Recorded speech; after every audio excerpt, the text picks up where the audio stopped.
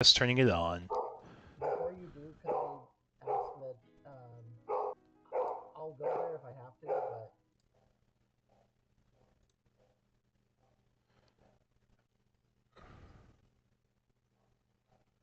I'm sorry, I had a hard time hearing you with the dog.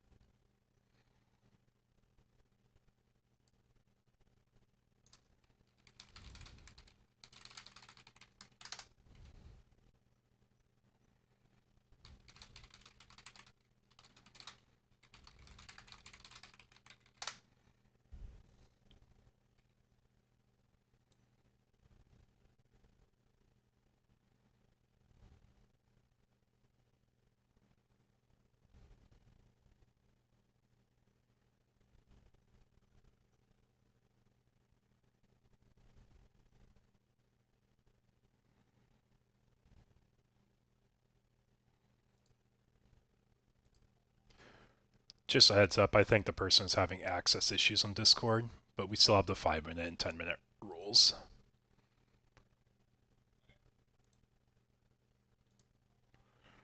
Just a heads up, I think our person's having Discord issues, so he should be popping in here in a moment. We still have the 5 and 10-minute rules, though. No, we'll make an announcement, though.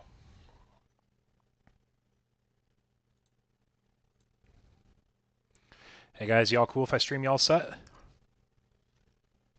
Rock on.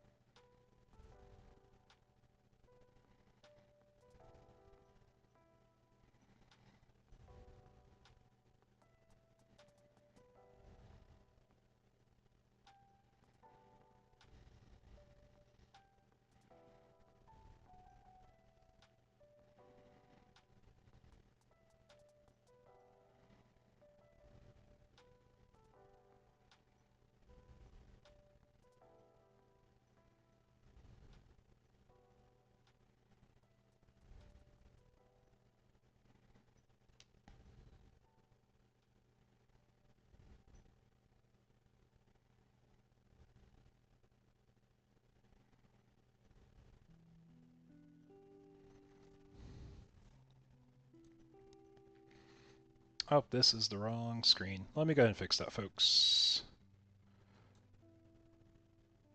Screen 2. There we go. There we go.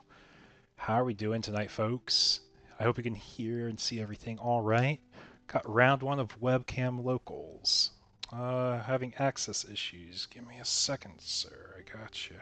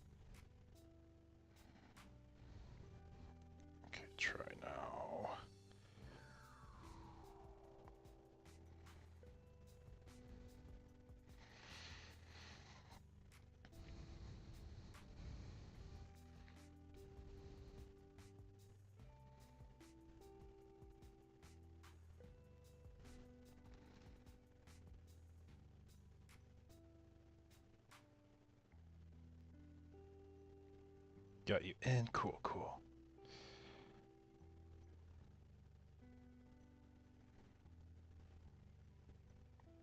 Yes, this is real. This is real. Okay. Yeah, so we have Ulforce versus Mirage here. So for anyone who doesn't know, these are two blue tower OTK type decks. Um, Ulforce does have cards to hand quite frequently from their lines, so Mirage does kind of check that. However, I think it's really cool because it really comes down to like who kind of gets their setup first. Mirage does require less pieces to really get going, but if Ulforce is going, they control the board and they're more efficient at board control than their opponent would be.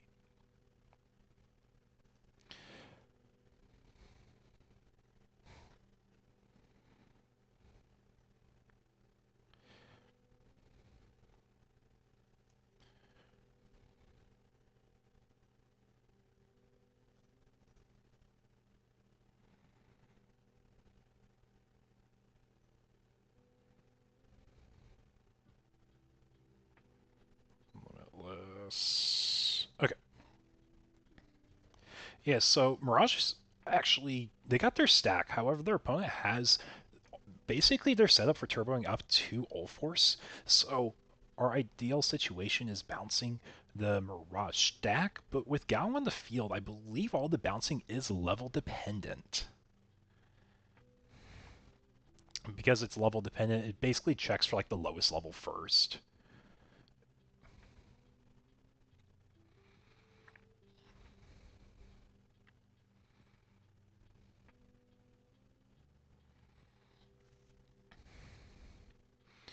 Yeah, so we are able to get to the Gauga. We're going to be getting a memory for the Gao and the rookie inherit, and then we'll get a memory for the Gauga mainline. But welcome everyone to the stream tonight. I hope y'all are excited for some Digimon. Got 34, 35 players, or I think it's 34 for tonight's webcam locals. I'm sorry, I'm going back and forth on that.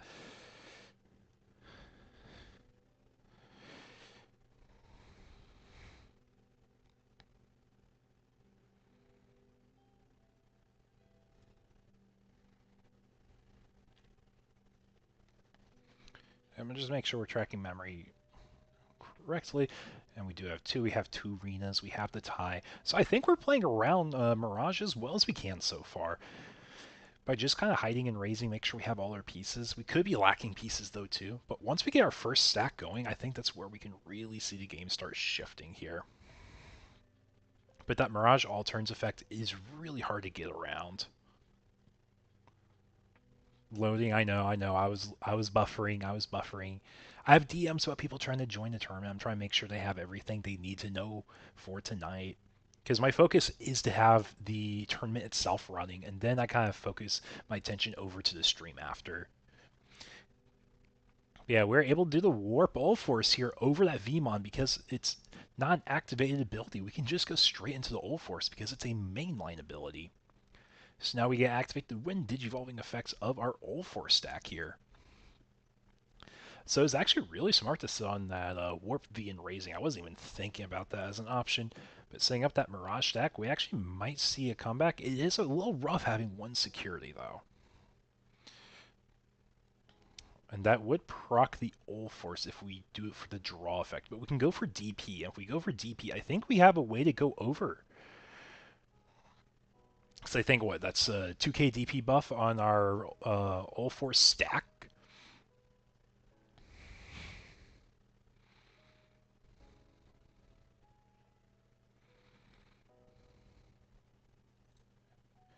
Let me go ahead and pull up. Because I don't know the card entirely here. Like, I have a vague idea on Ul Force, at the least.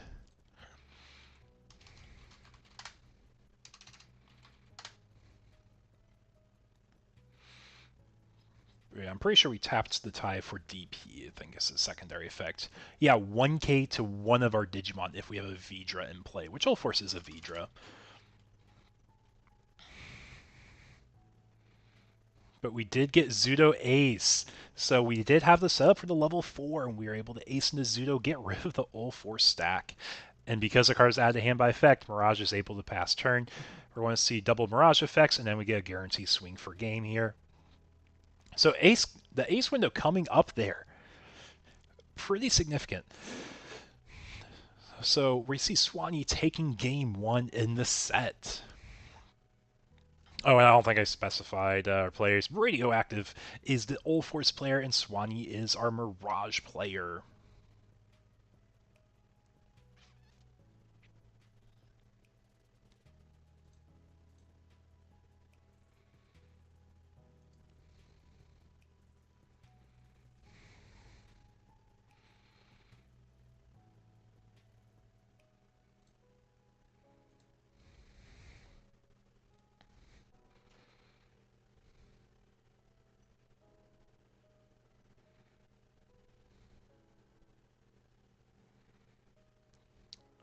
Link? Yeah, let me grab a link.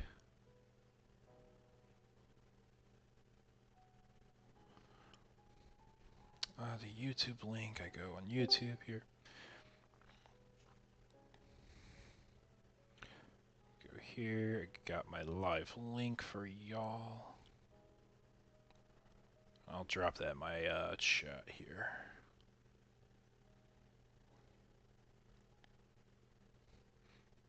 Awesome.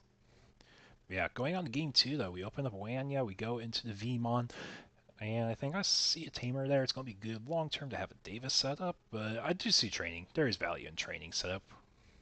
Grabbing the Vidramon so we can build up our stack this time around. So Warp V is really cool, but being prone to the Zudo Ace is also real rough. We're going to see the Mirage picked up from that Memboost, our key card in this matchup, and honestly, every matchup, that card has so much value, providing a search floodgate. And we drop a Davis here, searching top three for a blue Digi. We'll grab that Old Force, bot deck our Tamers here. So I don't know if you guys have played Red Green Law in One Piece, but that's what Old Force definitely reminds me of. Or I should say Red Green Law reminds me of Old Force, as Old Force did come first in the game. Or in the TCG realms. Because you have two parts of your deck you're searching out when you're playing. You're either searching the Tamers or you're searching the Digimon, and you have lots of bouncing effects to go back and forth between how you're tempoing your plays and your board state. But we are going to push out the VMon, get our first swing in. We acknowledge it's going to be rough to build up another stack and get a bunch of draws, so we're just going to go ahead and get the damage in while we can, because we probably have another VMon in our hand, and that's probably how they kind of set up game one, to set up that Old Force Warp, give them the maximum time to find those VMon, the correct VMon for the Warp.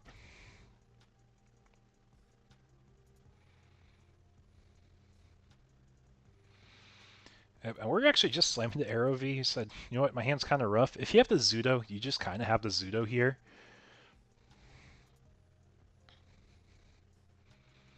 I, I think that's honestly a pretty scary thought to have. We know he has the Mirage. The Mirage is going to be bouncing him here in a second. We're going to make sure we're unblockable here. Yep, because we do have the 8. And we do see the Tai Kamiya coming out. And honestly, it might have been a bait. Oh, we had 7, so we're not unblockable. My apologies there. But it honestly might be a bait to try pulling a Zudo Ace out so we can do most we can with a Warp V. But we do get bounced to hand. The Macgao Inherit does go live. We're going to be bouncing. And we see Pause plug in here. It gives minus 6k, a lingering 6k on the Digimon stack, and turns off when Digivolving effects. But we're seeing this burst mode probably coming out here. Return to Thomas to hand, draw for Evo. I'm going to be gaining 2 memory because our opponent does have 8. We are swinging security. We're going to be using his when attacking effect. Put him down to 8 cards in hand. Restand. The pause plugin did give him 9, and it actually might have given him lethal here for game 2. We see the VMont. We're probably going to see the Thomas come down here next on play draw. So when we swing with the Mirage, we can restand. We'll probably swing first to kind of see what's in security, see if it's worth playing still. If then we are paying 3 for the Mirage to restand with the Thomas. Going to find another Tamer here. I don't think we have a way to close out the game, but we're just going to do our best being as memory efficient and choking as possible.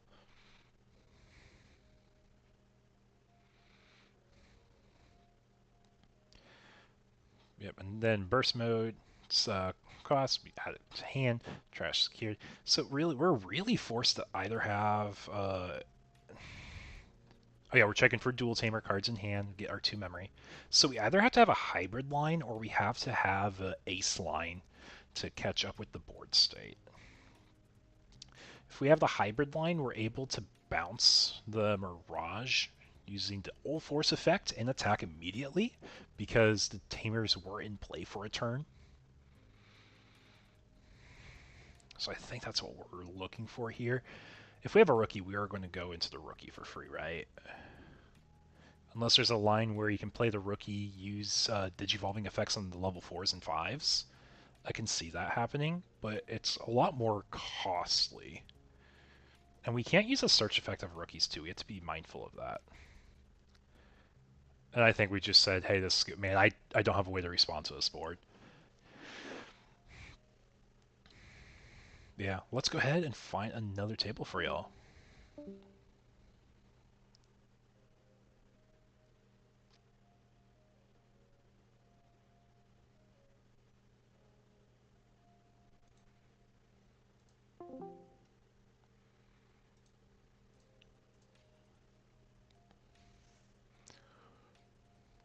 So here we got an Imperial deck versus a Magnamon Joggers deck, more so than just a Magnamon deck.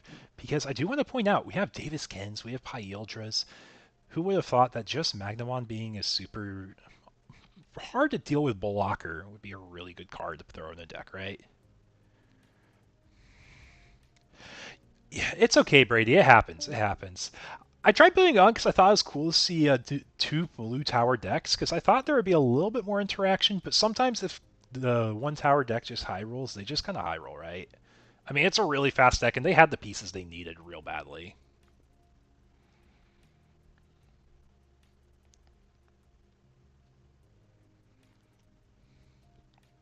But yeah, it's all good. Don't sweat it, man. Don't sweat it.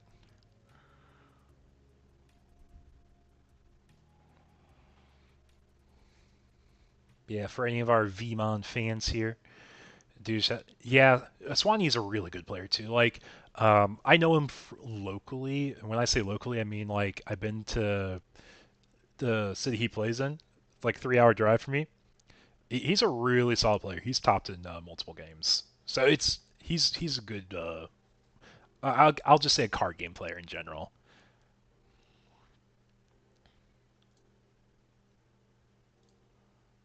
Oh, where did it go? Yes, yes. That is actually one of the newest inclusions for Mirage is the level 5 Zypeng bird because you do get a copy of the on plays and reset your memory gain inherits. But the reason you're really using this for a free restand, the only thing that makes it difficult is if we have a larger amount of Magnamon players because you need the unblockable part and you want the Zudo Ace more often than not too.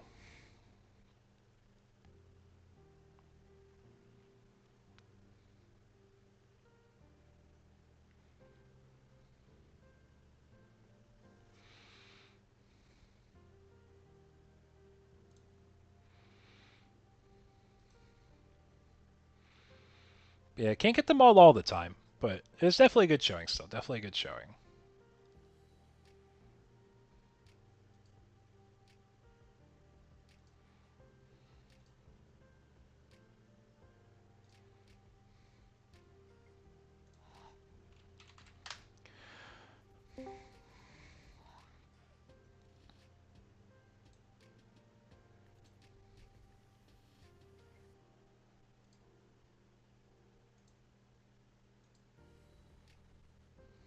Also, I do want to point out, guys, 890 subscribers. I definitely appreciate all of y'all's support for the channel so far. It's actually crazy to see that. I would have not thought I would have gone even this far, to be honest. Like, every 100 is a really big milestone. You had plays if you had more than 3 turns, yeah. Hey, Swanee. Hey, how you doing, man? Yeah, GG's. Yeah, I was kind of telling, like, you guys are both really good players, and sometimes, like, if you have the role, you have the role. Like, there's not a lot you can do about that all the time, right?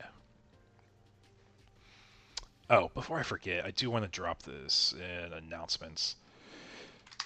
That's our stream link for today.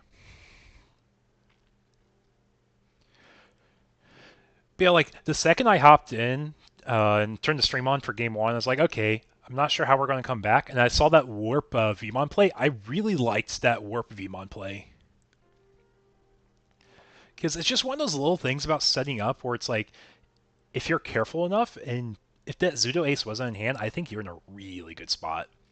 But setting up the different level Digimon was pretty good too. Because what's the out there to play around the Ace? Was it necessarily a fact that you couldn't play around the Ace? I don't think it's easy necessarily because Old Force is so like it gets the same levels, it gets the tall stacks, but it can't do the wide boards as well. Or at least as far as I'm aware. There might be some cards I'm missing in the line that give it a little bit more flexibility.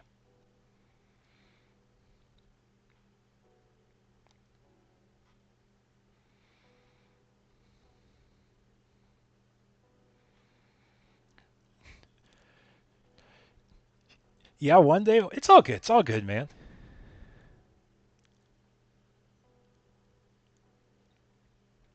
Yeah, that also makes sense. Just using the turn to set up a bounce.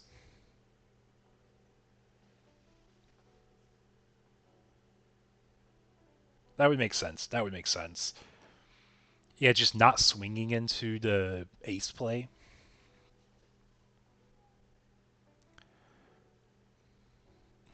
That's fair. That's fair. Yeah, Zudo's crazy strong. Like, I'll be real. I think the two strongest aces we have in this game still, number one Zudo, number two Vikemon.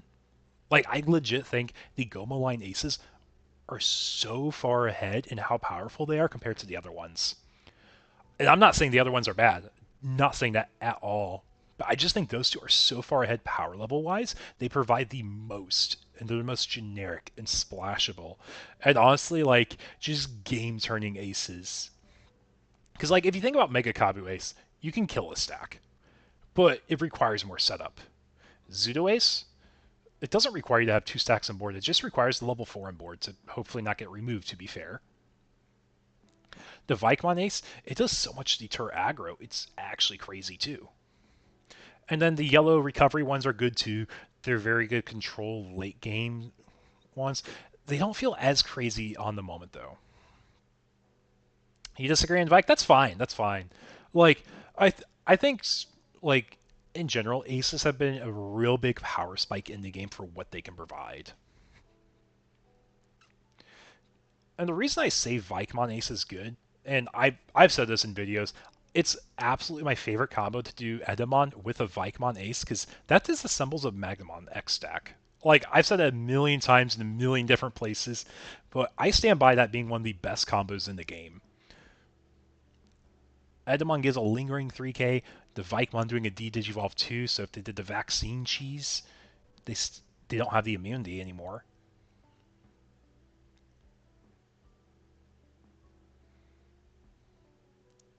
Valk, yes, Valk is definitely top five. I would probably say it's the top three. Mega Garga Ace is super good too.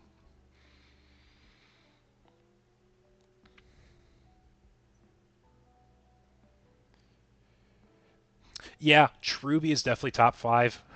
I don't know. Maybe I have to make a tier list of like all the aces. Just do a quick one for y'all. Where I think everything stands on a power level. Like, and I'll be real, I don't play Vikemon Ace in my Mirage deck, but I think there's a world I probably will sooner than later. Having that fifth level 6 matters, giving you another ace window, a way to slow down aggro in case you get rolled. It's really good. Not to mention, D-Digivolve is probably one of the best keywords coming up with the use of all these aces in Digimon.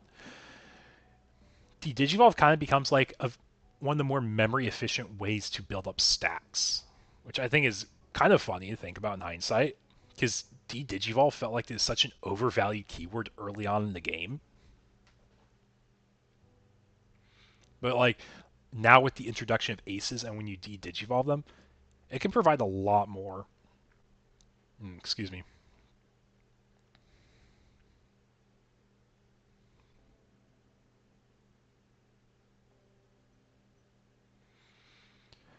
But yeah, I think Cherubi is a good ace, but I don't think it's as good as a Valkase. Because Valkase being a blanket 5k matters a lot more, I feel. Yeah, and D-Digivolve does make Diabora a lot more playable now. That is true. That is true. Because if we look back at when Digimon introduced D-Digivolve, the first card I think of, there's two cards. Looking back on the good times, and the Spider Shooter, Web Shooter option, they were legit like a 4 and 3 cost D-Digivolve 1, D-Digivolve 2 type effects. I think looking back at the good times had another like niche effect. I think it did like a stun or my. It wasn't a pop. I think it was a stun after like a D-Digivolve 2 maybe. But those were like the first ways we had like generic access to D-Digivolve. And then you got Ultimate Flare. Ultimate Flare was a great card. It's D-Digivolve 3 on one stack, and then you pop everything with a play cost of 3 or less. Not level 3 or less. And that's what got people a lot in the early days, because they tried using Ultimate Flare to delete Salamons and Bushi Agumons against Rookie Rush. Now, it was a great removal against Rookie Rush because they ran so many 2-drop rookies. Yeah, I think our players finished their set here, actually. Let's go ahead and pop over to... Once this table finishes, we're probably just going to have a chat for a moment. Yeah, it's just a D-Digivolve card, like, which is really cool in the early days, because I do think it mattered to have the tempo of D-Digivolving on those options. But once the game kind of power crept, just D-Digivolve 4 wasn't enough. But now that aces give overflow, it's technically giving you positive like memory value for the tempo.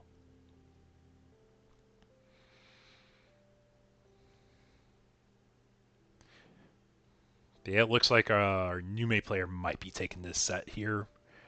Because I don't think blue runs enough removal. If anything, they run the Supreme Cannon option, but that's like a niche meta call if they run it.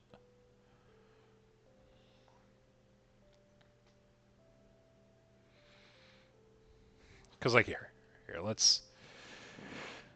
let me pull up a browser here. Don't mind sharing it with y'all. Not that one. That's my browser for later.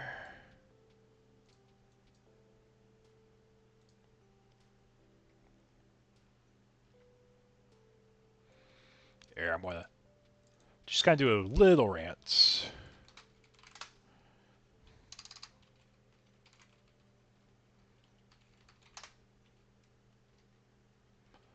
Oh, it's D-Digi. Here, let me change the window. Let me change the window. Okay, so okay, yeah. So like, just looking back at all like the early options for D-Digivolve, yeah, looking back at the good times, it did have a deletion effect. That's what it was. But this was like the first like commonly used version of D-Digivolve. I remember this was like a staple 2 to 3 of in lots of early decks. But then the next one that really came up, like I said, was Ultimate Flare. You did have Alter S. This was a Rookie Rush counter card. Oh, did not mean to click on the buy page. Then you had Chikurimon. BT6 Chikuri actually came up a lot in black decks because we didn't have a bunch of search rookies yet. So you ran it for the niche security effect at like a 3 count copy of that card. And then we look back, Metal Greymon. This card was played a lot too. Uh, Aizer, the Aizer Zoran, the Alphamon card didn't really see a lot of play, but it did come up. The Alphamon was played more than the option was, though. Then you got Gaio, and then we all know about Death X. But D-Digivolve just wasn't a great keyword back in the early days of Digi. It was like more on the niche side. Okay, now that our players are set up for game here, let's go ahead and go stream back on here. But yeah, it's just so crazy to think of how some keywords were super, super relevant to start. And it's actually some of them cycle back. Because let's think about what Digi was in the early game days.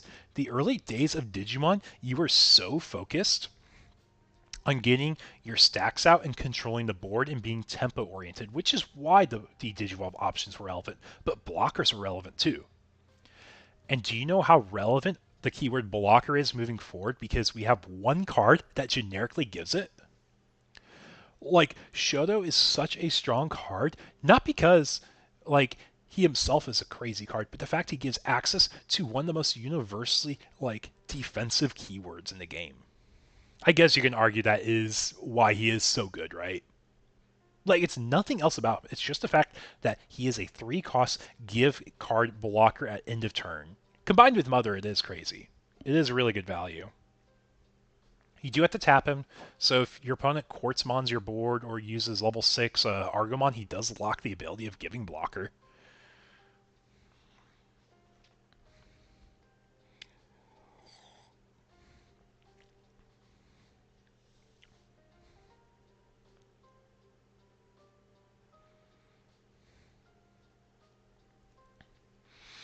It looks like our Nume player here only had a Garamon to start us out with, and he didn't pitch a Plat, so their hand's a little bit more on the lackluster side, but the fact Mirage is sitting back this turn, giving them a chance to build up board, might be a little scary for them. Because this is a turn I would definitely emphasize, like, pushing out and bouncing a stack, but I guess you could be reverse bounced still, right? We do a BT16 Uko, everyone's favorite card here.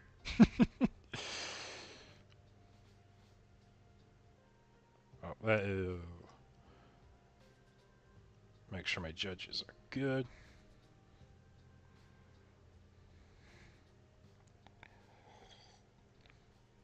But for anyone joining the server, welcome. I'm EX6. These are my webcam locals. Tonight we have 34 players playing out. Top 2 will end with a booster box and prizing.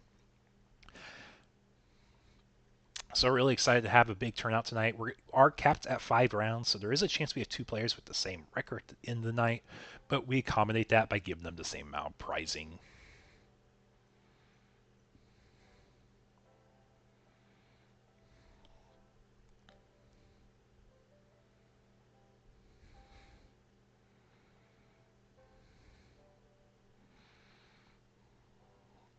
So here's my take. I don't think either Uko is a problem. I really don't. And if you guys follow me on Discord or see why I talk about meta discussion channels, I think Ukomon is a fine card. I think both of them are fine. I don't think we need to choice restrict them. I don't think we need to restrict either one of them. I think what you need to do is set the decks to abuse the fact they don't need to use raising. Because we are at a point in the game where we do have power creep.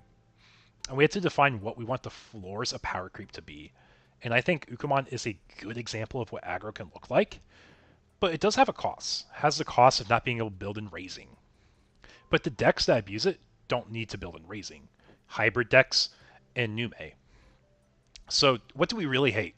Do we hate the fact that Ukomon just promotes and hatches or promotes and searches?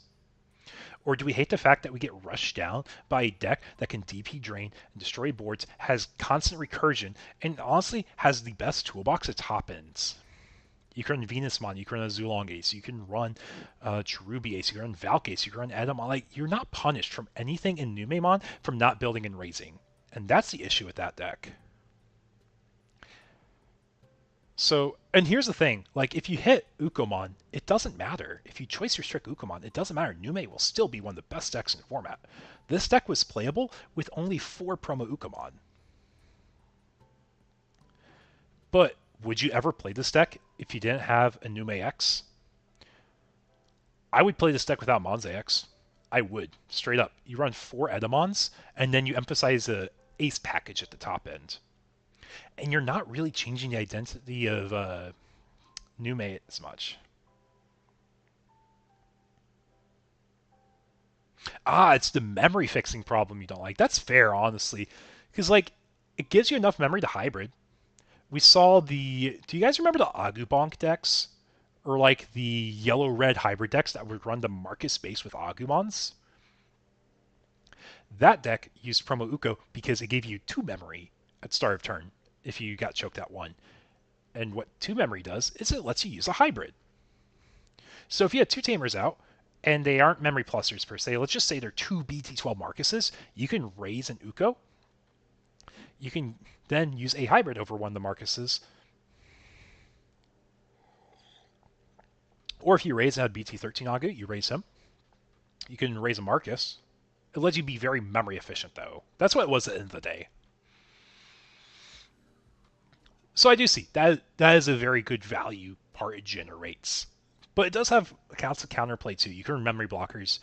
So like if your deck has room for floodgates, you can run them. Mirage can run 3 or 4 Madoki Betamons if they want. You can run 3 or 4 Chumons in Nume for the mirror. And then we all know Digimon Emperor, it's a generic staple that's being played a lot more.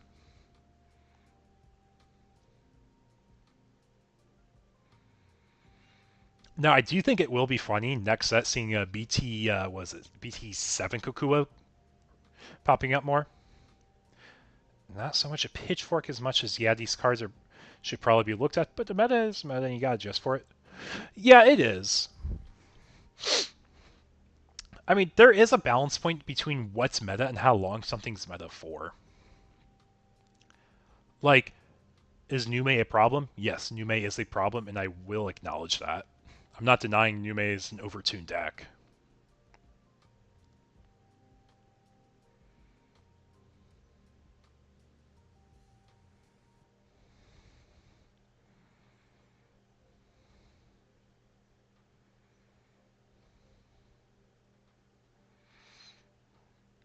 But it's like, I think if you hit Nume, you're hitting Nume X. Monza X doesn't matter if you hit it, because you're just going to see people go quadruple Edamon top end with maybe Chimeras. You'll probably run RBO1 Monze still, just because the +1 check is pretty good if you have the Platinum going over it, but it's not as needed. I guess it comes down to how much you emphasize Platinum after a potential Monze exit. Or a potential Nume exit. If you hit Nume X, you probably don't run Plat anymore. If you don't run Plat anymore, you probably lean. I guess you probably run as like a 1 of. Assuming it gets hit to a 1 of. I don't know, it'd be interesting, I guess, to see how it goes. But we got quite a while to go.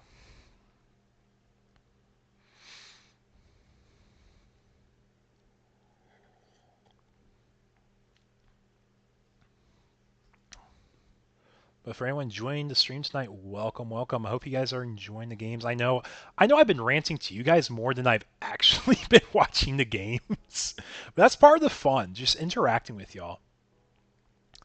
Hit Edda 2. I'll be real. I think Edda is a good candidate of cards to hit. I do think that card is overvalued for what it does. Because I don't think I've seen a single person actually run an Edamon deck with that Edamon in it. I've seen people run that card in other decks more than Edda.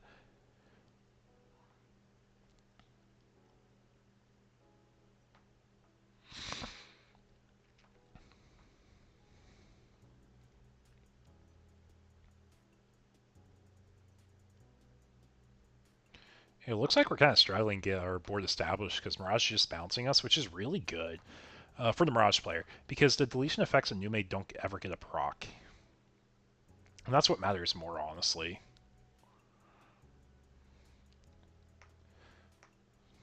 Do we have a way to DP drain the board? We can protoform into Nume X over the Chumon. Then we can go Monse X activating its effect. Okay, we're doing a Hail Mary 7 memory Edamon play. And the crazy thing is, this is such a crazy good play.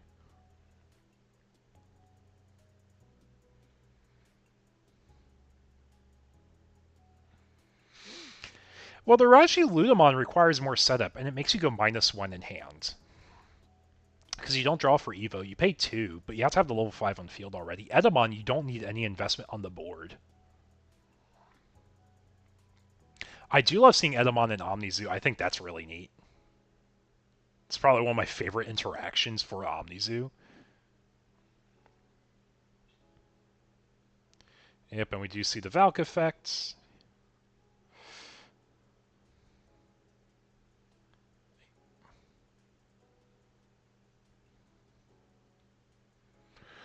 Yeah, I mean, and honestly, like, I don't see anyone using that in like other decks. Like, you'll probably see it in Omnizoo nichely, but you're not going to see the Raji Luda used in other decks. Because Edamon's just like at the thresholds where it's like the memory efficiency, the color coordinate, like it's just that's what provides the value of that card. And by the way, if y'all are curious, I'm drinking coffee at like 7 p.m. my time.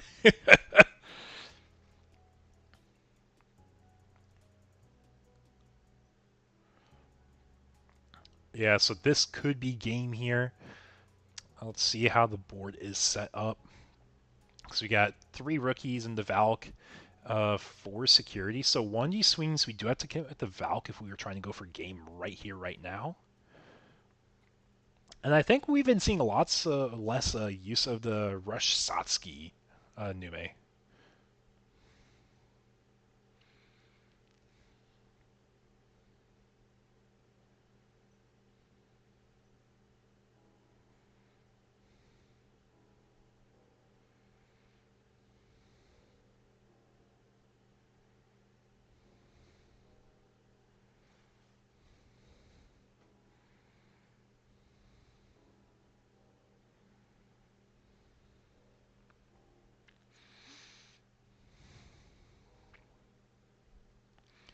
Yeah, so Raji would be perfect contender for the side deck card if we had them.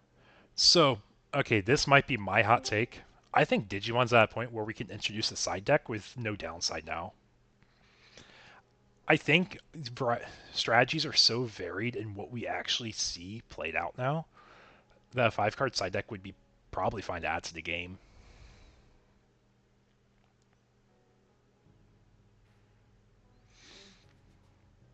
Because, like, if you think about it, it would make the strong decks even stronger, though. Actually, I'm kind of back and forth on it, I guess. I think it really just depends on, like, the design direction. Because, like, think about what Nume's going to do. If you give Nume a 5 card side deck, they have access to all the Floodgate rookies at no deck cost. So maybe you start by just running like full memory hate Floodgate rookies, but then you can change it to play cost Floodgate rookies.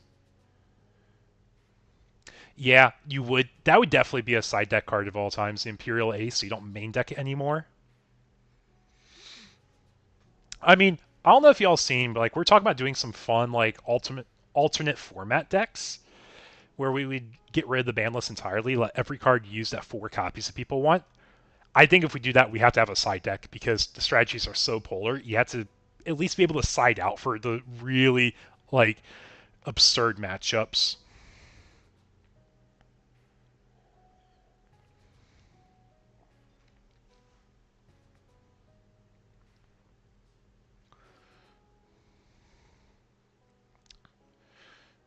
But I think this is going to be the turn we're going for game. I don't think there's any downside of swinging for game on this turn.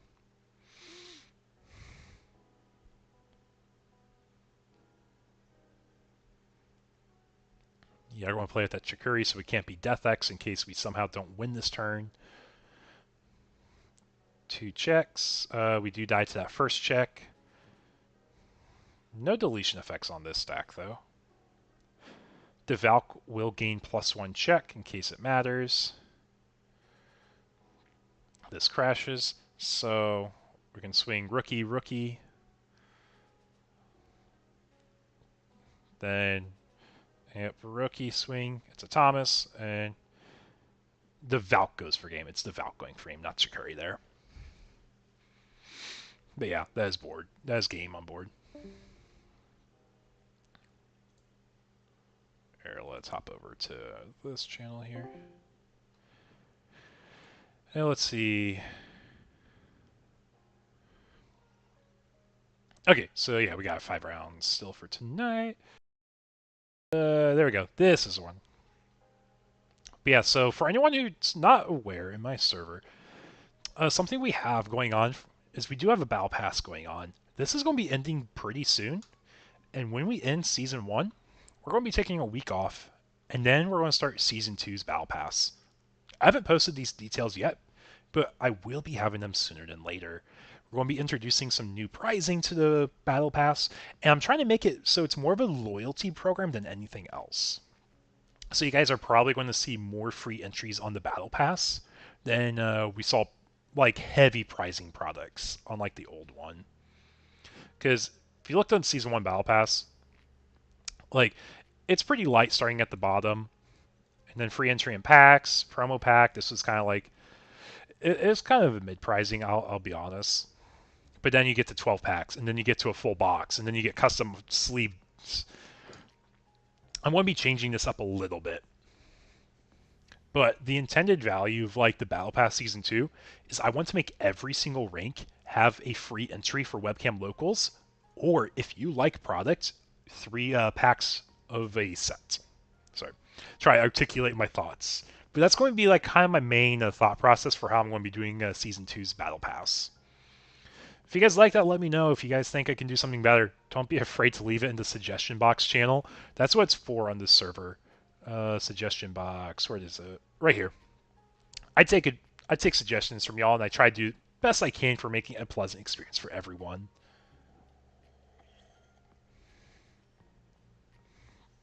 Yeah, let's go ahead and pull up. Where did it go? I think it's on this tab.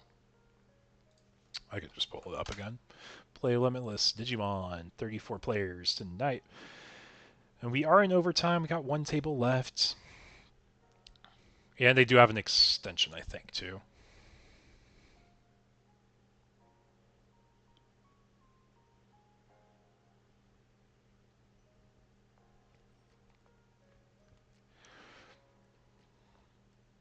But yeah, so let's take a look at the metagame tonight.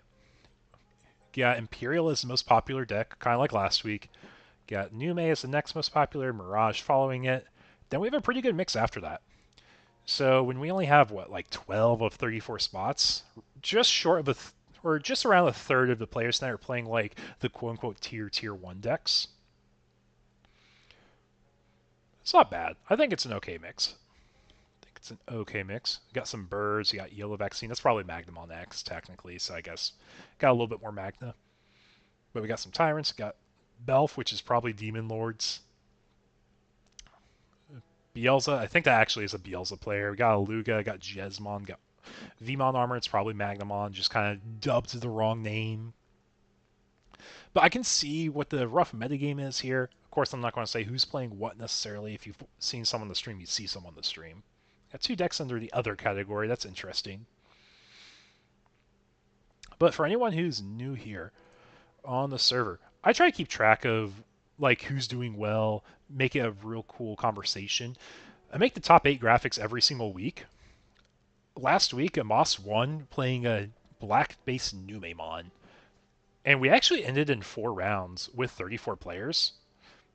Just because we had some ties, we had some undefeateds, lose to down pairs. So a mix of those two things kind of changed up the rounds we do for the tournament. But we play until 1 undefeated or 5 rounds, whatever occurs first. But I think we had a pretty diverse like top cut. If you look at our top 8 from 34 players, we had Nume, Magna X, Mirage, Birds, Machine, Imperial, Omnizoo, and our first repeat in top 8 was Imperial. I don't know. I think that's cool. Like, I think the format at a high competitive level will be a lot more Nume, especially when people just don't want to play it for weeklies. That makes sense. But it is just a fun deck for some people. Yeah, bird gaming. Yeah, you were bird gaming last week. I'll be honest. I think whatever people top with, if they make it something unique, like the machine player, Nairoon, I don't know if you're here in the chat, people were asking for your list all over Facebook. I got DMs, and I think you actually responded to the post I made too. But you had a lot of people asking for it. I thought that was cool.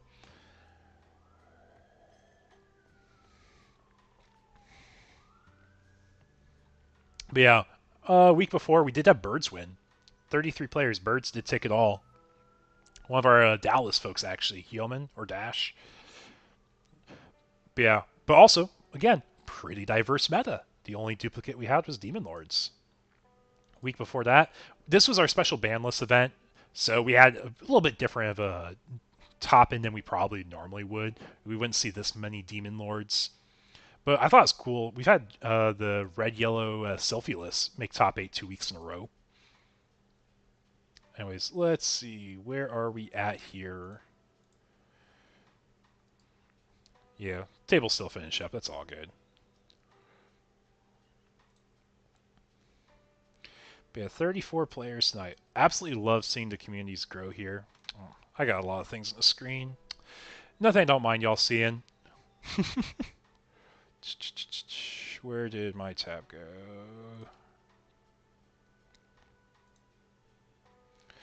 But yeah. Anyways, folks joining the stream tonight. Welcome, welcome. I hope you guys enjoy the stream. Got one more table we're waiting on to finish up here, and then we'll be going to round 2 shortly. But yeah, we're talking about our topping list, though. And these are graphics I make every week, though. I think it's just, like I said, cool to showcase different decks that are doing well. And I don't know if you guys keep track. If you go to Digimon Meta, you'll probably see some decks from these webcam locals pop up on here. Yeah, we had Masa's Nume, we had the Biomon deck, we had the Yellow Vaccine deck, we had the Mirage, because, like I said, we had a pretty diverse week the week before. And then I think if you go past here, yep, you'll see the first place Bio deck that Dash had. And I tried putting them on Eggman events too. It just kind of depends on the week, because there's been lots of store regionals that have been going on, so he's been adding those. Thank you, thank you. I like the graphs too. I think they're cool. And like I said, I try to give players publicity for like their accomplishments, and I think that's one thing that makes these tournaments so appealing. It's like you love seeing your name up on that plaque, you know. Come back every week, you win more prizing. And if you don't take the prizing, you take the cash option, which makes it cheap to keep playing, right?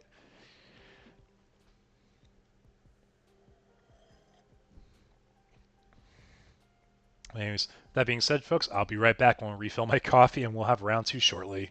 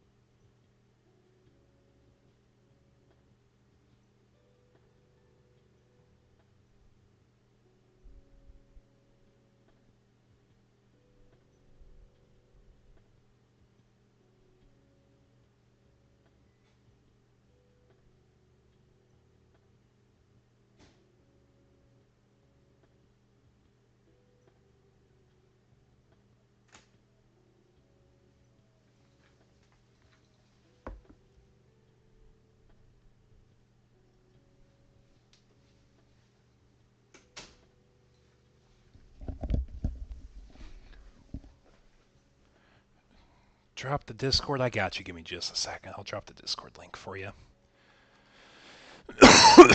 Mm.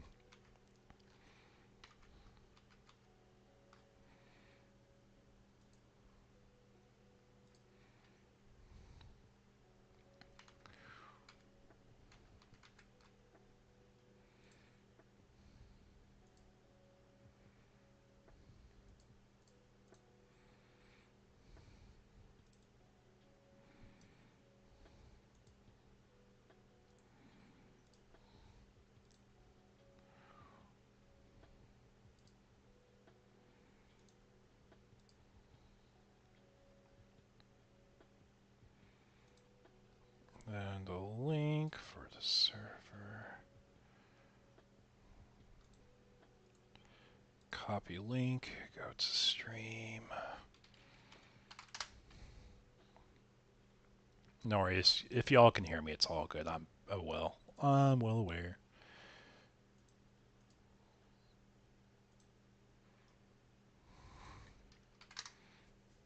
That is the Discord link if y'all need to join. No worries.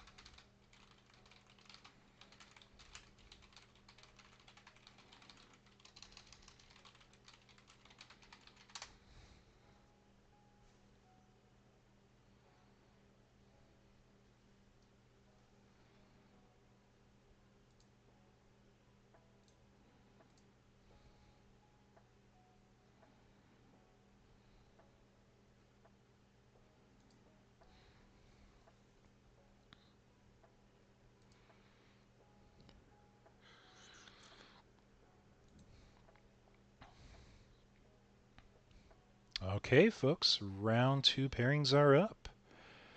What are we feeling? What decks do we want to see, guys? Let me hop over, see.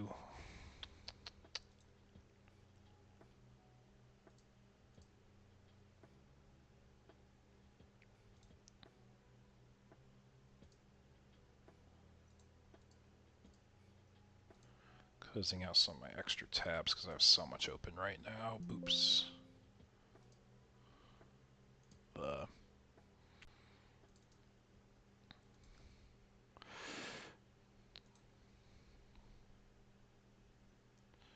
Okay, there we are. Tournaments.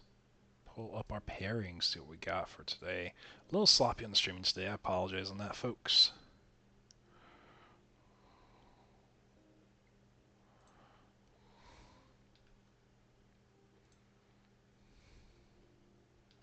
Okay, I think table 1 will be a fun one. Let's hop to table 1.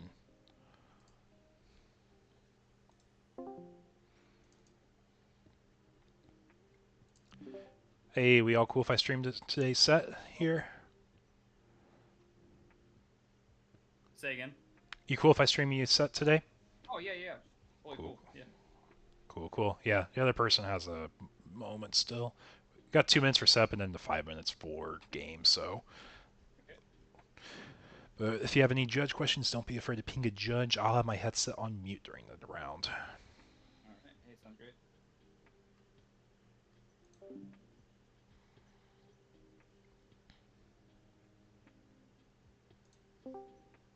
Okay, there we are, folks. Got our next round up, and this time I got the games being streamed. So we got Ambleezy and Blake here. Ambleezy being on the top, Blake being on the bottom. Got two different decks. I think it'd be pretty fun to watch. And I promise these are different decks. You're not seeing Nume, you're not seeing Mirage, you're not seeing Imperial. I don't think you're not even seeing Demon Lords. But these are our folks on table one right now.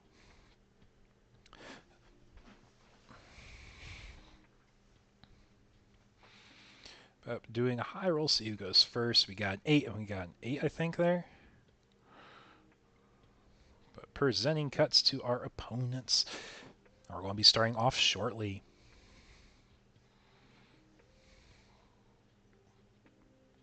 But anyone join the channel for the first time, welcome, welcome.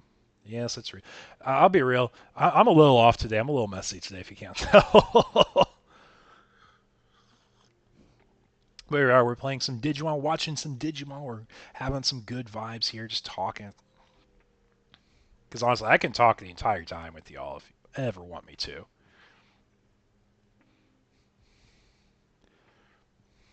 But we're going to start a hatch showing the Yokomon and a Biomon. So on the top here, we are showing off Birds as our first deck. For anyone who doesn't know, Birds is a deck that's been popping up a lot more in our webcam events lately, and it is focused on using the Phoenixmon X's ability at the end of attack, copy all your on deletions as if they were end of attack effects, basically. And all the Biomon line has deletion effects. We are going to open with our green Niaro, I believe that is. So we know we have a green deck here. And we see that rookie, it's a Terriermon, so we have bunnies at the bottom here. So bunnies versus birds. Not quite sure how this goes on paper, but I think it's going to be a really fun match to watch.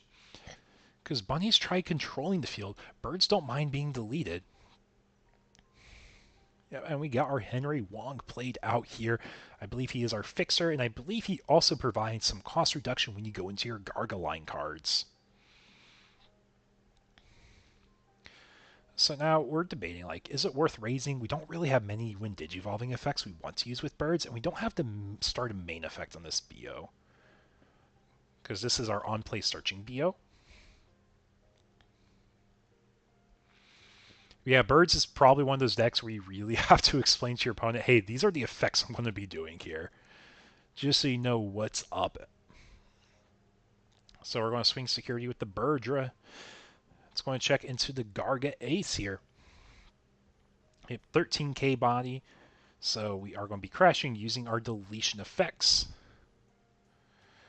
If the Yoko is going to be returning the Birdra, going to hand. So I think we might just be missing a level 5 or we're missing a Tamer, because normally we want to set up a little bit more than that. But we are going to go ahead and play the Sora out. Get one chip in. Not bad at all. And honestly, if we check that with a Phoenix X, we'd be in a rough spot because we lose our stack on the first swing, and our goal is to keep it alive through multiple swings if possible. So Sora is our fixer, but during our turn, when we return a bird to hand from trash, we're able to play out a bird for free. It looks like we might be equally bricked up here. Just swing with a rookie, kind of seeing what happens and say, if it happens, it happens.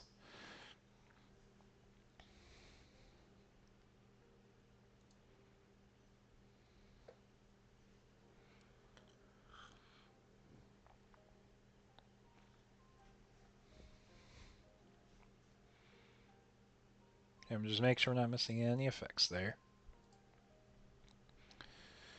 And we're just going to go ahead and play the Terrier X for 3.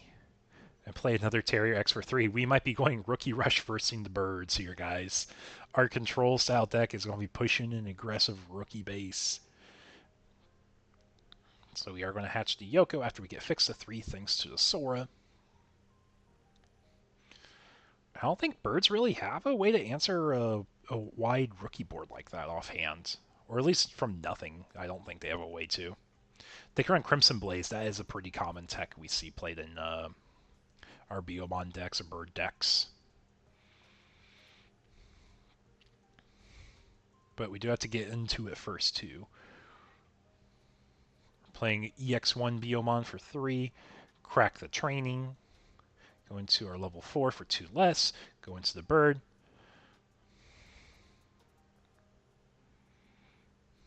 And I believe this is BT11 Birdramon. And we're just going to play Memboost for 3, setting up a way to Garuda Ace here.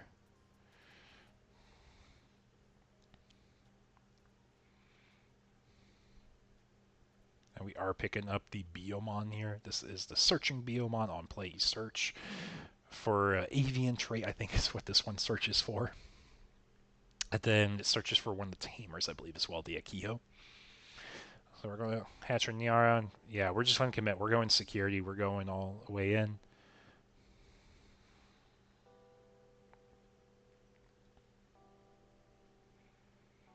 Swing security again. Security check 5k. Going to be crashing here. So do we have a rookie to go back and raising with? I don't think we would have committed so wide to the rookies on board if we didn't. Oh, we can ignore color because we have the Tamer in play. That is true. And we get to 1 proc. So we might be bricked up a bit with bunnies here, folks. So Biomon starter main, we can pitch a card in hand and we return, I believe, or it's a search effect you get. You want the cards in trash because you want to return them in hand for the Sora, free bird effects.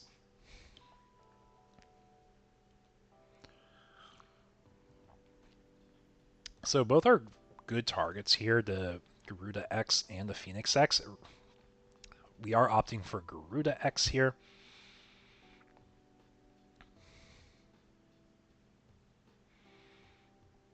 But after seeing people play with this deck so much and actually do well in my webcam locals, I had to kind of respect and learn what the lines were for the bird deck. At least somewhat. And I think, yeah, we're just committing to security again. 1k check. We check our Rapidmon, use the Yoko. Going to just kind of set up, get more cards into our hands so we can actually build a line this time around. Looks like we're picking up the level 4. Yeah, I definitely wouldn't expect that Heaven's Judgment there. But we do get proc Sora now. Play out the Garuda Ace.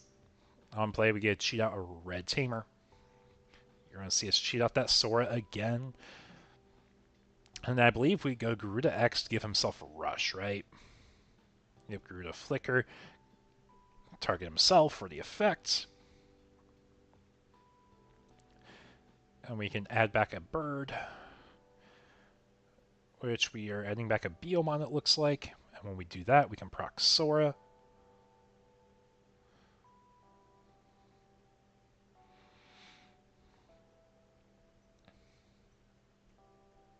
Yep, using the Sora effects. Play out the next Garuda Ace effects, play out the Sora. We're kind of chaining here, guys. We are prone to Death X, and we are prone to, whatchamacallit. Mainly Death X here, I guess, is the big one. Phoenixmon for 3, Phoenixmon effects.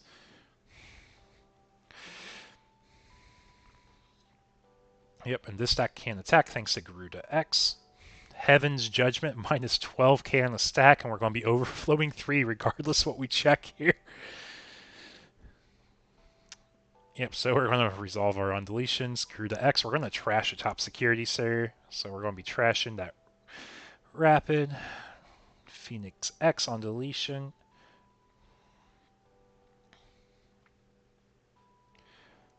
So let's see, are we going to be on bricks? Or are we still having a rough hand? Yeah, we're just going to the next game. It says, yeah, we can't fix this hand.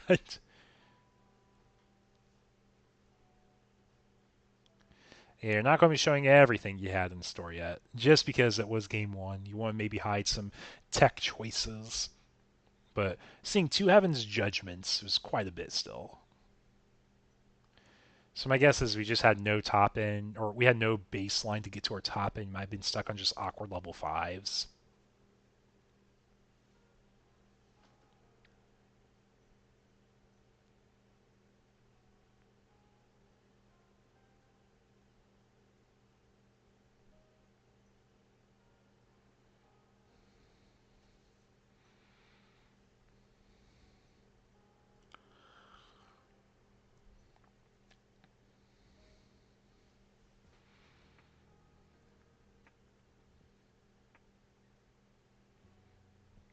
We got going over to game two here, folks.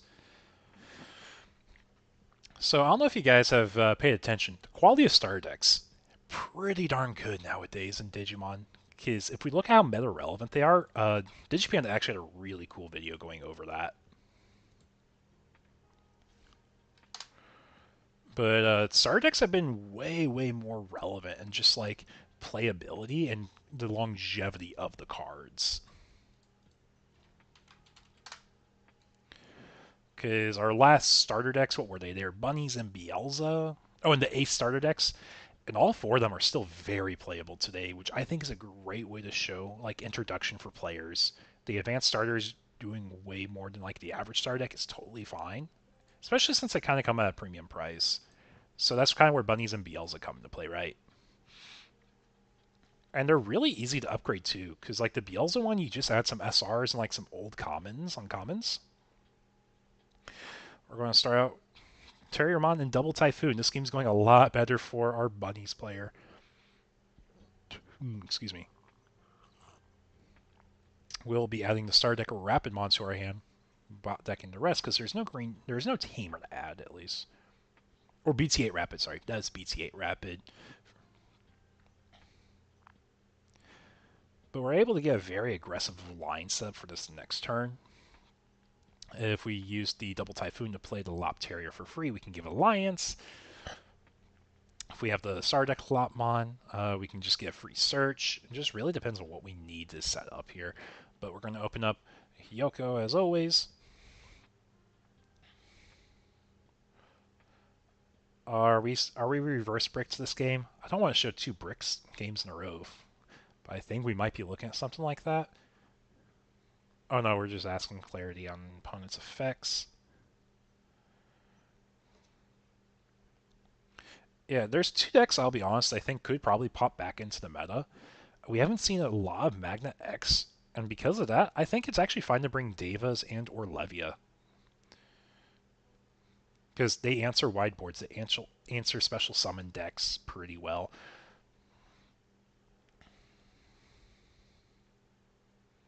Yep. Oh, we're not rookie, we're fine. We're gaming. Then playing the Akiho for 3, has a built-in search.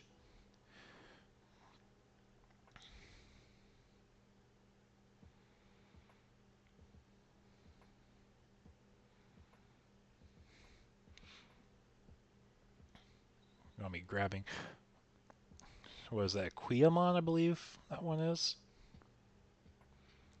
It's like one of the first birds we had in the game. I'm pretty sure it's like a BT1 card. Here, let's see. Let me pull it up.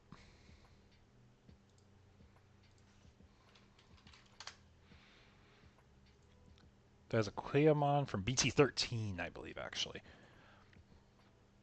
It's just a giant bird. On play, Digivolving, pop a 3 hairless. Deletion inherit is to draw a card.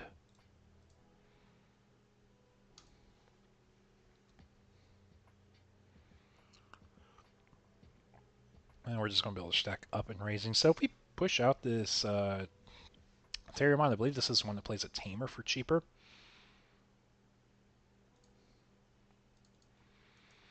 Now we're just going to play Agility Training Hide in the back.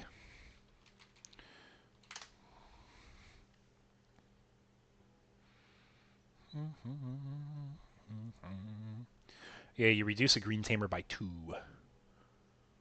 Or a Lopmon, technically, too. Or a Lopmon.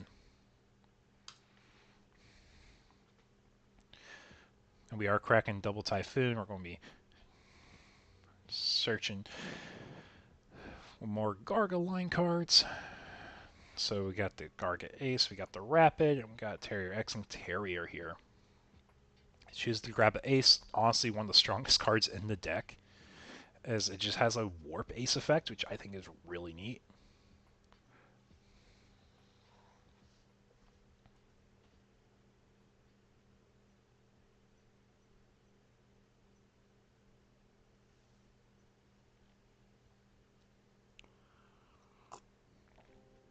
And we are just going to build up in Rapid and Raising.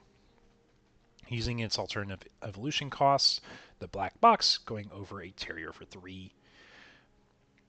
So we are going to see our bird stack pushed out here. We do have the memory thresholds to go into Garuda X, and on a Phoenix X blitzing with a protoform, or even X ante and then going to Phoenix X blitz still.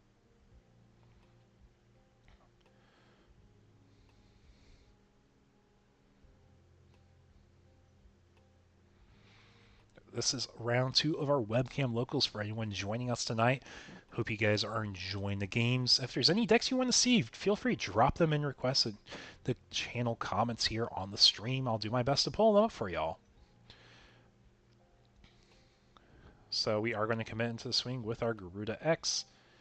Just finding a 1k Terrier X, nothing crazy here. No effects are going to be proccing.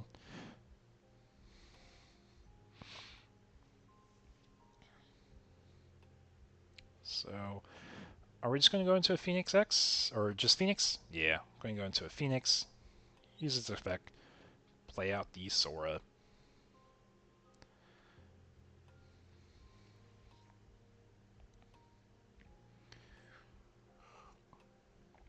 So if we go into the Garga Ace here, we can lock down our opponent. So we're going to go into Rapidmon for 1, because we go over a Rapidmon. The Digivolves a stack. Then it gains protection from Digimon effects for the turn. Or is it options? I can't remember. I know it gains protection. I'll pull up. That's why I have 2 monitors, right, folks? Agility Training, so I'm going to search top 2. We got Rapid X that we're going to be picking up. And Z Digivolve 1, if you have a Green Tamer, till the end of your opponent's turn, your Digimon can't be affected. If your opponent's effects can't delete this Digimon or return to hand or deck. Blah. Like I said, I promise I can talk sometimes. We're going to go into Rapid X here, do a 4k drain on Suspended Digimon, then we're going to go ahead and use the option to attack if we'd like. If we delete in battle or reduce DP to 0, we gain memory back. So we are going to be trading over the bird stack here. Bird stack. Needs Tamer. Yeah, I was reading it. I promise I can read sometimes. How are we doing, Kevin? How are we doing?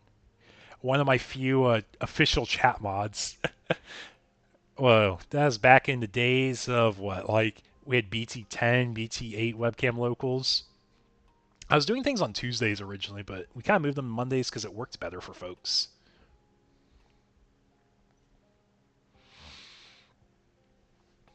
Yeah, I sometimes know what cards do. I like to think I play a lot of the different decks, so I have a good idea.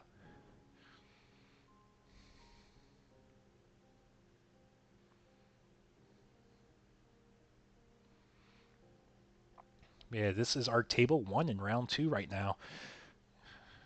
Birds took game 1 pretty quickly. They are able to do a Garuda Ace, Garuda X loop, and just build up their stack. They did check a Heaven's Judgment, but it's pretty much game over at that point.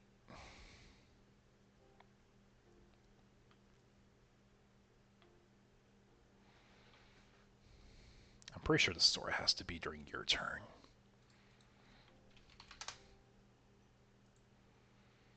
No, it is all turns. Card turns from trash to hand, which is what the whatchamacallit, Yoko's going to do. Okay, cool. I don't know why I thought the Sora had to be your turn.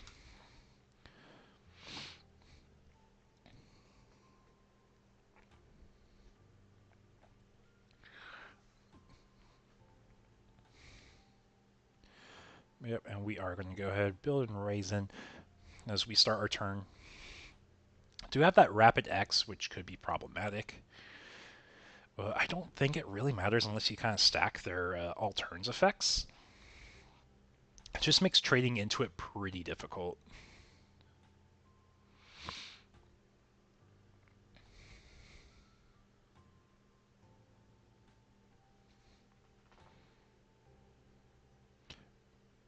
Welcome, welcome anyone joining the stream tonight. Hope y'all are enjoying our stream so far.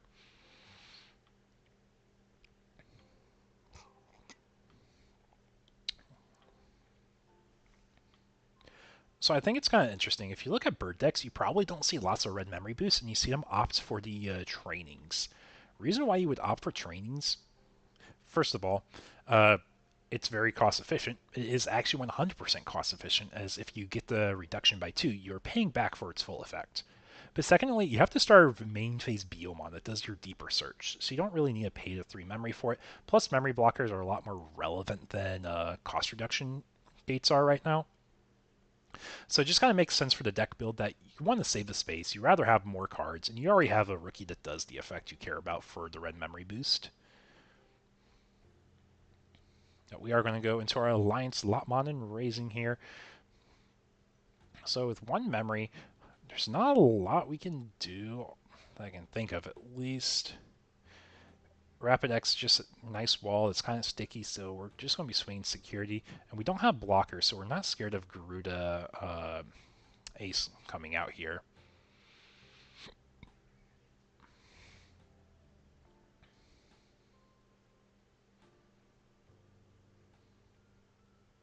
Yep, and we're just going to be playing our Henry Wong here for 4, leaving our opponent at 3 since they have a fixer anyways. Want to make most use out of that memory. So this is a pretty pivot-heavy turn. I think on this turn you can actually see the entire game's flip around just based off of what we have in our hand. We're going to crack the training. First of all, go into our Garuda X for 1.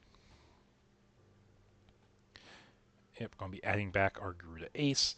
And now we can proc our Sora.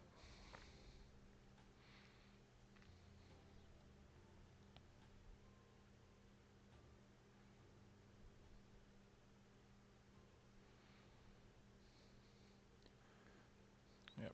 And we don't have to if we don't want to. We are going to play Gravity Crush, gain 2 memory. End of turn, it does have multiple end of turn effects, so if we somehow get to the end of turn phase, it will resolve multiple times. Because it's not once per turn opponent gains or you lose the 2 memory. Kind of funny interaction there in case y'all didn't know that. It's not like Death X, which has an end of opponent's turn once per turn effect.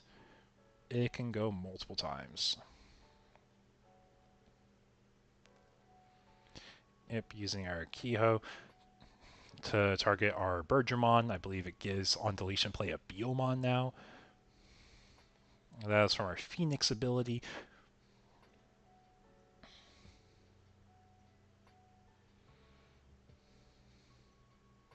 Yeah, Bird Deck has lots of special summoning and lots of cheating out. I'm going to be playing a second Gravity Crush here. Going to Phoenix X for 2. And we're going to be swinging with Phoenix X probably now that we have everything set up. So it does have minus 4k from that Rapid X, which is fine. As we don't mind if we die, but if we live, we get so much more value.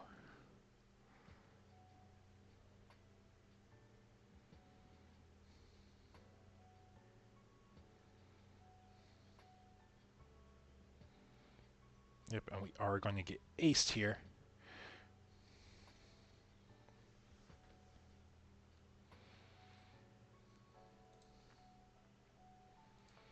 Yep, it's going to tap 10, 2 bodies. And the reason we're able to do this is because there is the black box name, where if you have Rapid Mod name, you can evo into it. So it just gives us another way to do our effect. And when Digivolving, you also unsuspend him, so he's able to block as well. So by himself, it is 13 or 12k, and I believe we have an inherit that will give a DP, right? Because we got the Niara. And what's that green Niara do again? while this Digimon is suspended, it gets 1k all turn, so it becomes a 13k blocker against a 13k bird. And I believe the Terrier might have a DP inherit as well. Yeah, while this Digimon suspended, all turns get plus 1k DP, so we would be 14k blocking this Phoenix X stack.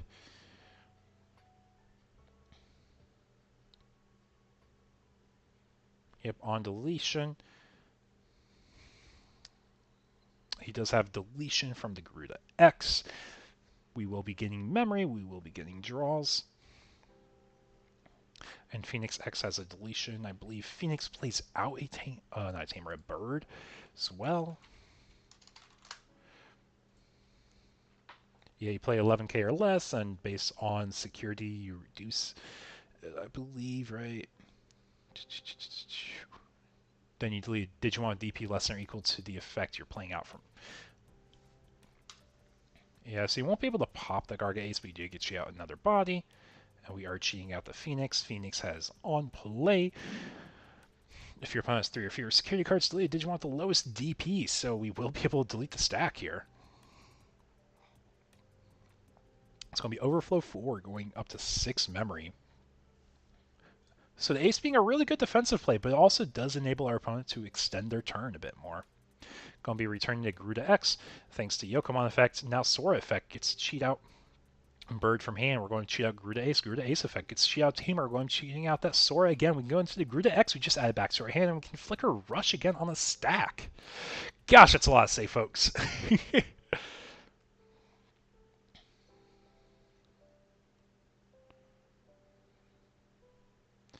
And we do have to remember there are 2 Gravity Crushes.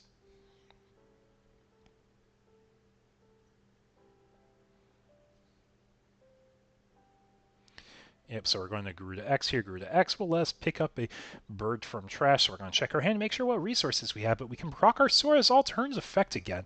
Once we add a bird to hand, we can return Sora to hand and play out a bird for free. I'm going to be flickering the Rush from Garuda X onto the Phoenix stack.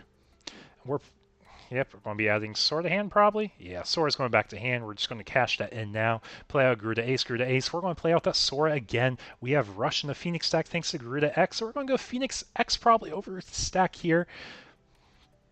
I think there's a chance we can actually close out game. Even though we did get the Mega Garga Ace on our 2 Digimon, they're going to be suspended. Can't unsuspend. That's why we have the dice on them over on the left side of the screen here. But I think we're just debating where do we want to commit our Phoenix X. We're going to give our Kiho onto our, or this is on play search. I always have to remember. What's a Kiho do again?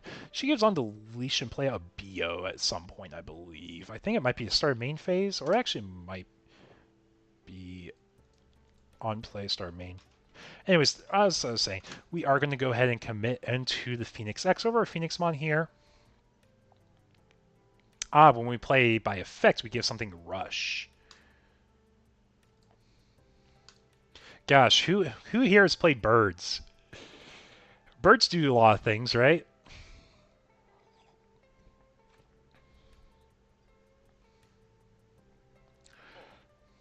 Yep, we get a search, add Garuda X to hand. We're going to use the Akio. We're going to give Rush to our Biomon stack. We can choose to swing Rush with the Bio stack. Check a Willis. It lives. Do we have more Garuda X's?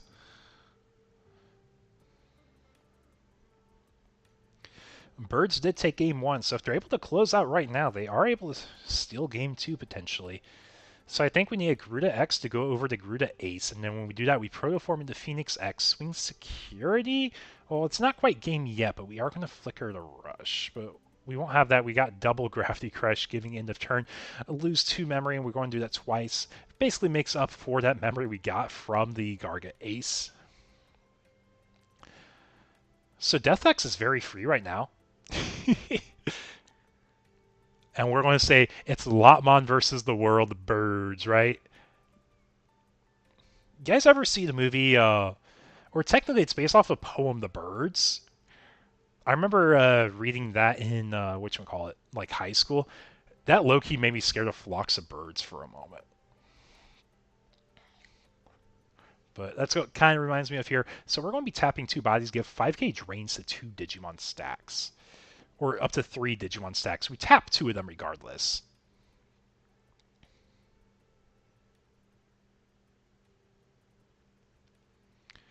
So we can easily start dissecting this board.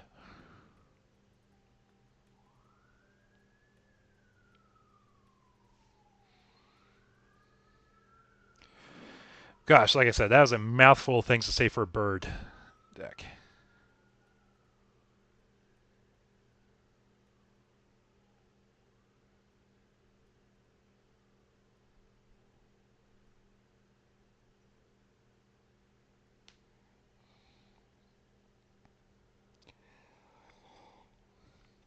Oh, that's our starter rapid. It's not BT8 rapid. My apologies, folks. My apologies.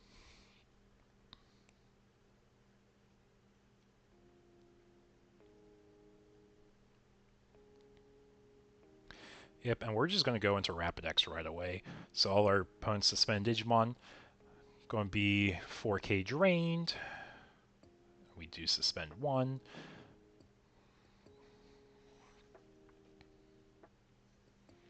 Or is it all our... Gosh. You think I would know every single card in the game.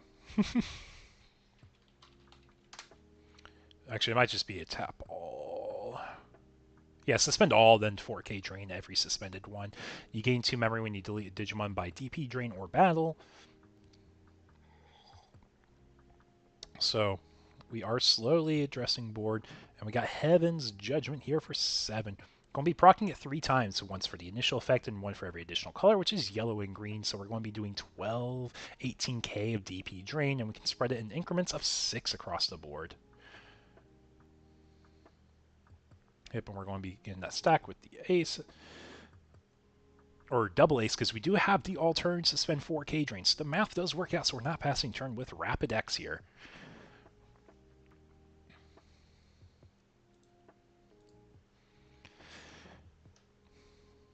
Does anyone ever tell you how complicated Digimon's become since BT1? So many effects going on at the same time. Absolutely love the dynamic of how diverse this game is. And we're also able to have really cool comeback boards like that. Like, literally 3-card combos able to answer that giant board of birds. If that just speaks to the strength of some of our secrets we have.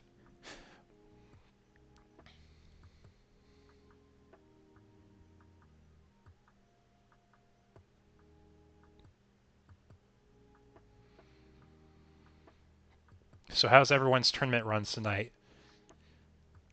I know sets have been going on a little longer, and probably some of the other sets will.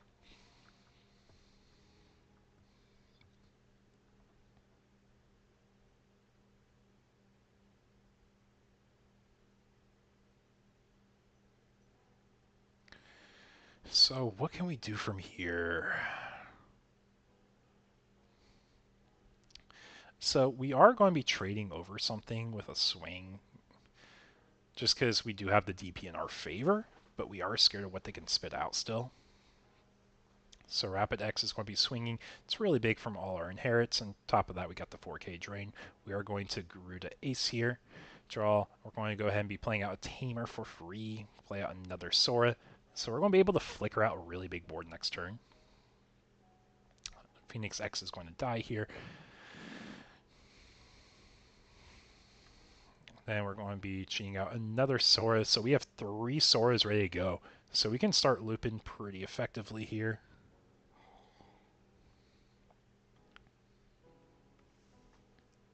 Or actually, Nibel cheated out here. We're opting not to. I think we can't cheat it out. Might be is what we're saying.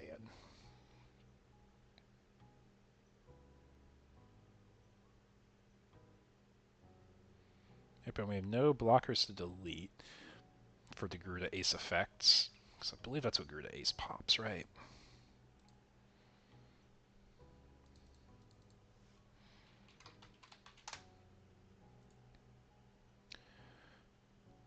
Yeah, we can delete something with a blocker. And we're just going to Truby Ace here. We're going to say, let's finish the math on the board.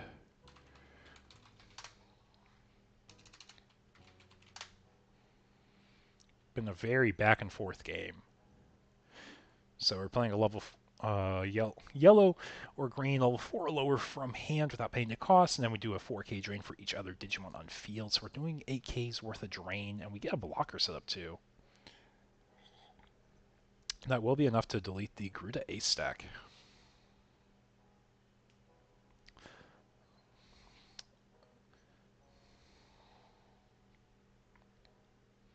So, you guys saw Board of Birds. The Board of Birds was answered pretty quickly. Hey, welcome. I see we got 15 folks in the stream. Welcome, welcome. Hope you guys are having a good time. We're streaming around 2 of our webcam locals. We are in game 2 of this set. Game 1, Birds got it pretty quickly. We saw the Bunnies player kind of break up real bad. And I think we might see the reverse or the comeback from a board that looked like is unanswerable to a board that is just kind of answered out of nowhere. It was literally Lotmon versus the world. And Lotmon answered the world pretty well. And we're going to play Garuda X here for 8.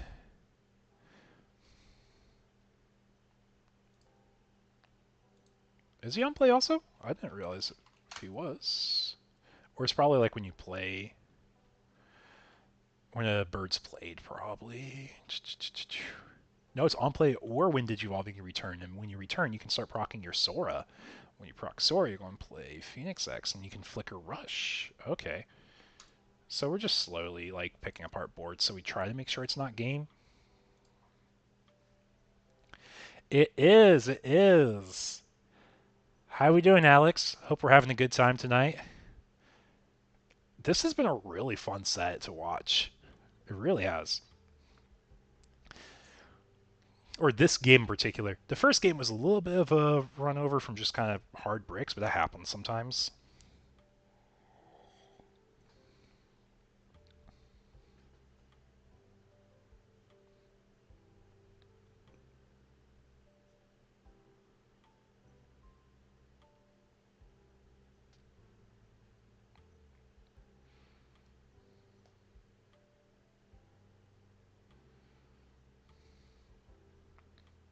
Yep, double Typhoon we're going to be searching out here.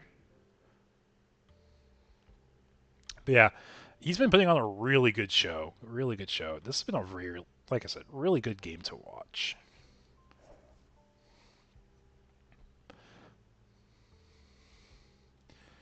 But I will say, webcam locals here at Eagles Nest, if you guys haven't been here before, I would say this is probably the most competitive webcam locals pretty much available every week online.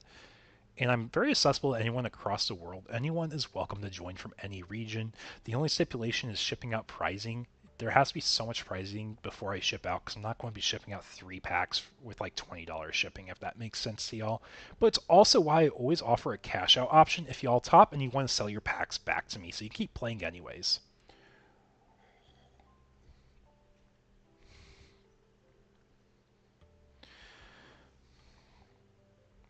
Yeah, it is. It is potential game with Alliance. That is true. That is true.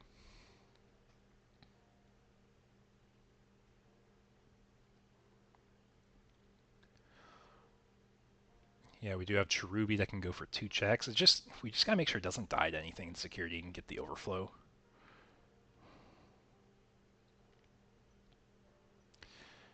Yeah, so I think we're just going to aim to get as much built up as possible. I don't think there's really a reason to rush this turn. Maybe there is. Yep. Oh, it's BT8 Rapid. This one's BT8 Rapid, not Starter Rapid. That's why. That makes more sense because we're going to get the 2 memory from the Drains and from the Rapid X. So you combine the 2 5Ks with 9Ks, you're killing the Garuda X. When Garuda X is killed, you're going to get 2 memory back to the all turns, effect a Rapid X. So now we can swing Alliance and be even bigger with the Cherubi X and have the much, much safer swing.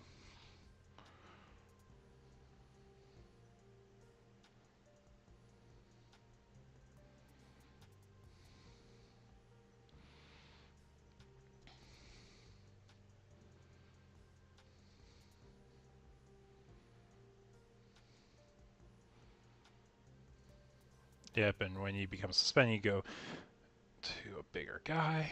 So we're going to Rapid X here. But we do have the lingering 5k from the, or not linger, but the 5k from the turn effect. And we've got 2 rapid X effects. We're going to be gaining 2 memory back, so we're actually able to get even bigger here. Phoenix X will get a deletion, though. And its deletion effect is to cheat out a bird, 11k or less. And going to be playing out itself. We pop in the stack here, but we're able to answer the board. Check 1, check 2, rapid goes for game. And we're going to game 3, folks. I do have to run to the restroom, so I will be right back.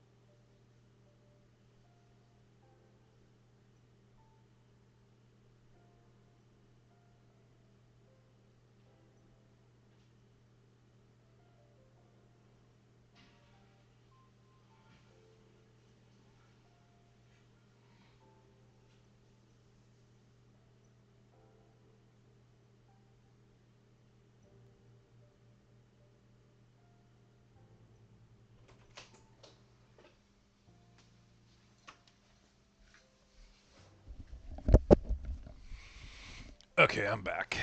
Had to run or use restroom real quick. Going through all my coffee, you know. So I think our only downside is we are running close to the end time in rounds, so that's one thing we gotta be mindful of. Yeah, we got 3 minutes roughly until overtime starts. And both these decks have a lot that will be going on. So unless there's a brick, this set might end in a draw, unfortunately. But I think I know what we're going to be streaming for round 3, folks. Got some cool decks making top tables tonight.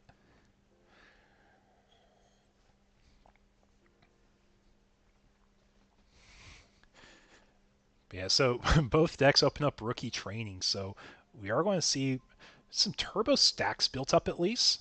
But that was a beautiful way Bunnies was able to close out the set last game. They swing real safely. They didn't have to really risk too much.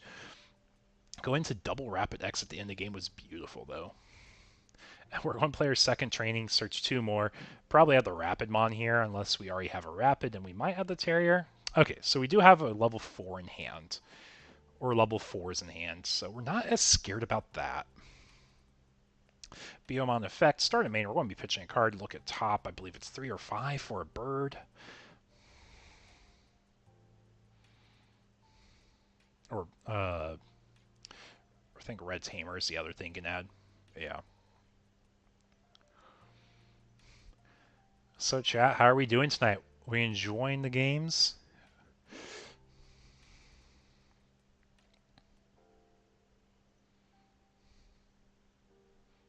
And I will say, I think these players are doing a really good job playing at a good pace for the game. Yep, when security is removed, we will gain a memory.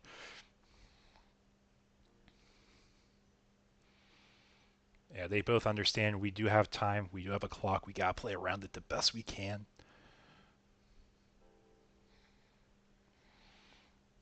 Go into the Garuda, we can go Garuda X over it. Or Phoenix, that also works. Phoenix effects, going to be shooting out the Sora. We'll go over to our opponent's turn. We got a level 6, we got Sora, so we have recursion on the board already. Because when that Yoko procs, we'll be returning a card from trash to hand. So we're going to go ahead and start committing our trainings here, building up, going into our starter deck rapid here for effectively 1 memory.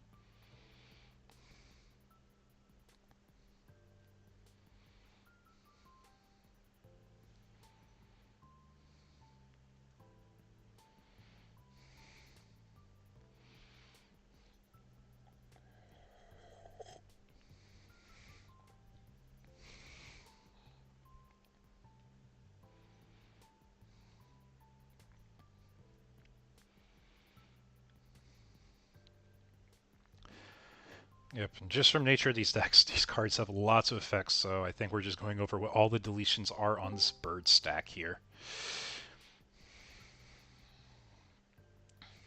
Like I said, we are running close to end of time for the round, so these players might end up in a draw with not much they can really do about it because they are playing at a really good pace, but these decks are kind of in the slow parts. And it looks like all our other tables are wrapped up as well.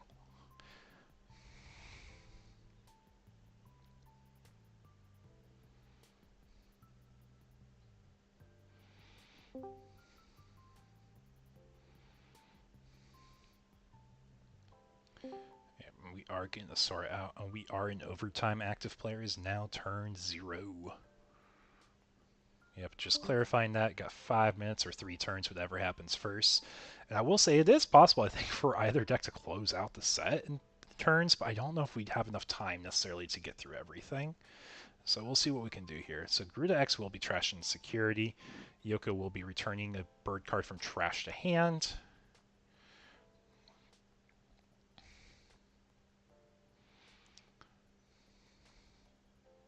So we are returning the Garudamon. Now we're returning a sword to hand to cheat out a bird. You know, it's kind of funny. This deck actually does a lot to play on both players' turns. And this is all from Rapidmon swinging into it.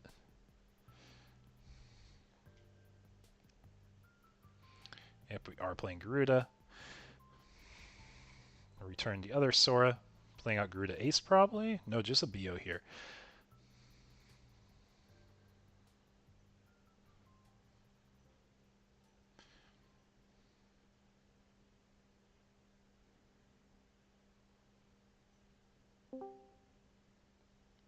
Yep, because we added a bird card to hand, we can use Sora. And we added a card to hand using Yoko, so that's where the first trigger came from. And we're all seeing the same instance of it. Tis good, tis good.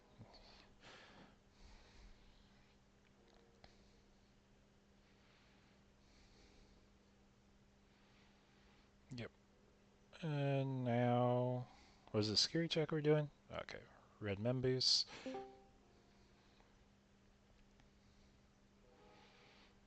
And we're still in the first turn of overtime, but I think we might just get to time in a round before we can get everything resolved. So we don't get the immunity, but we do get the Digivolve 1, which isn't really applicable here. But we do get all our inherits, so that's relevant.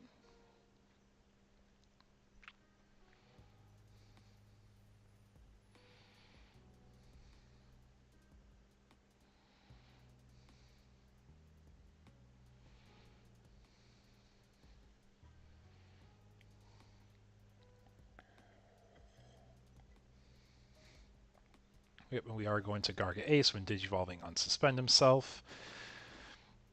And then we will be stunning those two bodies on the board. This is a blocker, so if we do go into the Garuda Ace to play out a Tamer, we could pop the Mega Garga Ace stack. Because it doesn't have protection from the Digivolving effect, because there's no green Tamer in play.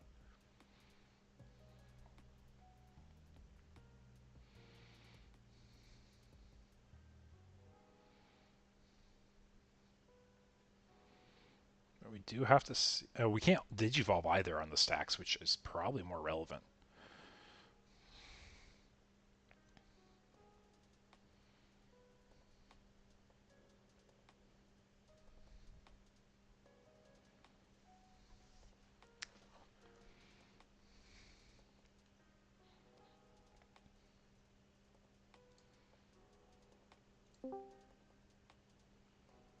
Oh, apologies there, folks.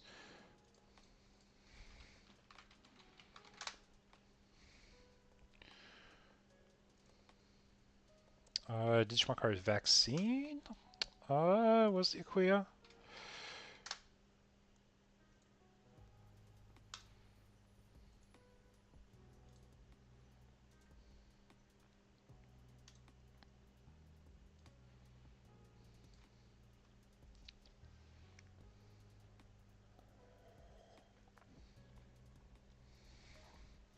I think you are right there.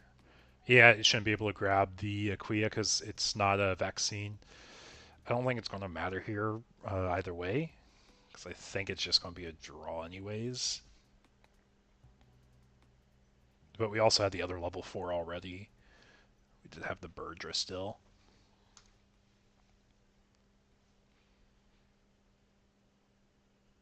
Low rolled the RNG tonight. Sorry to hear that. That's rough. That is rough. Aquia is free. Okay, yeah, so it technically shouldn't be able to grab it.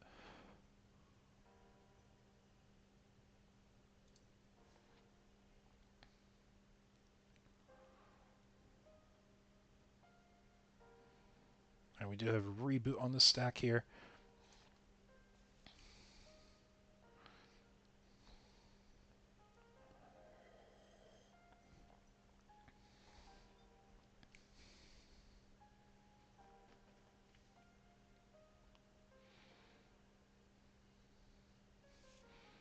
Yeah, because we still do have the timer for timing round 2. Oh, we actually have our 5 minutes.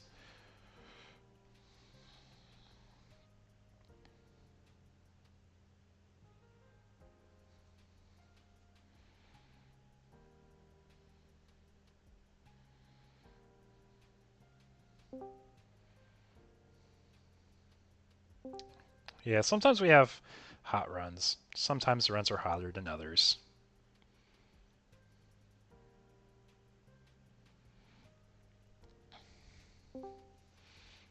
But yeah, next round we will have some other fun decks to show off. Trying to show off something different every single round, you know.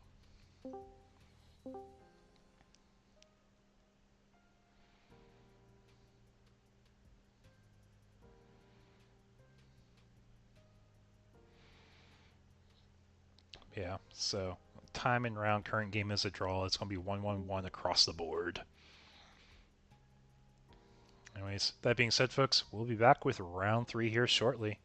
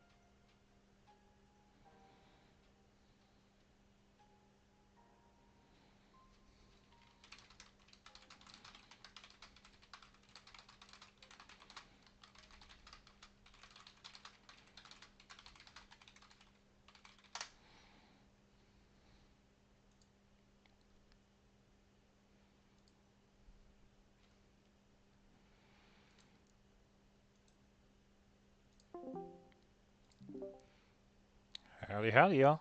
Y'all cool if I stream y'all set? Yeah, go for it. I was going to say, we've had some really fun games on stream so far. Round 1 was a little rough just because, you know, OTK doing OTK things, but I think it's going to be a cool deck to show here. The last set was really fun to watch.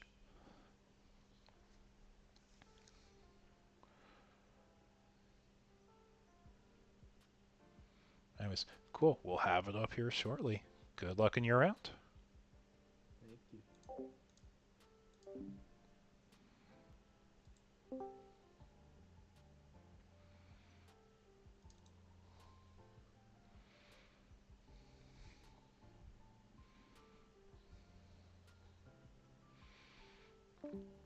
Okay, chat, we're back with round 3.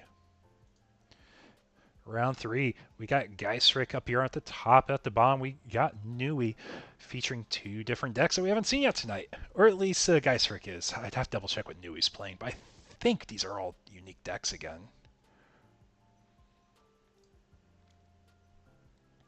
Blah. Refresh. Round 3, table 1. What's Nui on tonight? Oh, yeah, these are two very different decks, guys. The matchup might be rough, but these are fun, different decks to see still. This is table one. Both players are 2-0 so far tonight. So let's see how it goes for our players. But anyone join the stream, welcome, welcome. Hope you guys are having a great time watching these different decks just perform and do so well. Like, only technically during round one do we really showcase, like, all the quote-unquote, like, meta tier 1 decks. But that's just because we're hopping table to table since we kind of finished our feature match pretty shortly.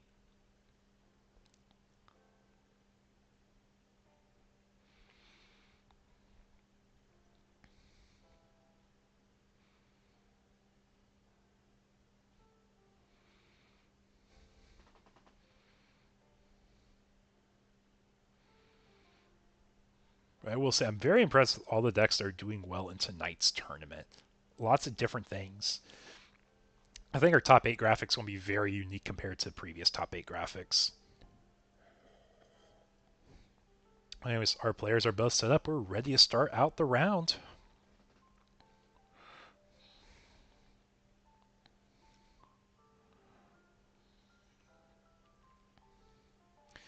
We're going to start with a Modimon, guys. We are starting with Bugs on our top here, opening up with Tentamon. So, Geiseric is playing the Bug Tyrant Kabuterimon deck, focused on insectoids and slowly controlling the board, being immune from Digimon effects.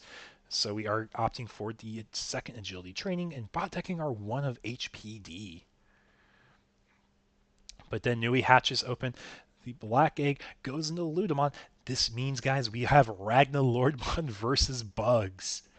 Now, I'm not quite sure how this matchup's going to go, because Ragna has effects where it's not affected by Digimon effects, but I think the battle is what's going to ultimately kind of like make this matchup rough in the end for Ragna.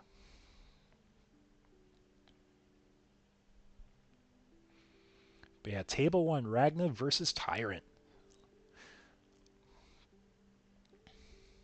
So are we going to push out our Tento? It looks like we are.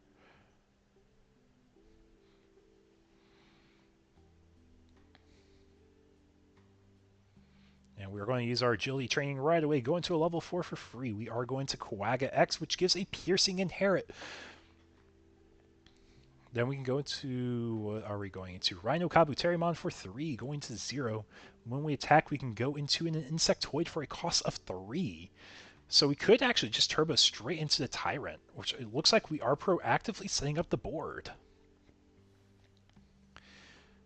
We are going to Tyrant for a cost of 3 thanks to the Rhino. And then when Digivolving, we get cheat out a Bug, I believe here is the Evo effect, and reduce its cost by 8. We are going to play the Mega Kabu Ace to give an extra 3k. So not only is our Bug big, but he is... Or this one's bug. The Tyrant is the big bug. The Mega Kabu Ace himself is unaffected, though. Then we are going to use the end of turn effect to suspend one of our Digimon. Even though there's nothing we're bot decking, we are going to go ahead and make him immune from effects because he is suspended. So any Digimon effect won't be able to really touch the opponent's board here.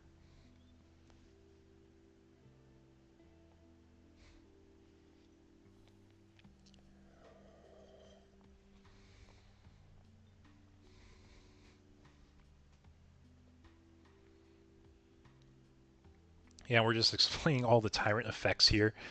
Bugs are fun. Bugs are fun, I will say. This is actually the deck I'm looking at building right now for in person. I've been playing New May Mirage just for quite a while now, so it's ready to play something different.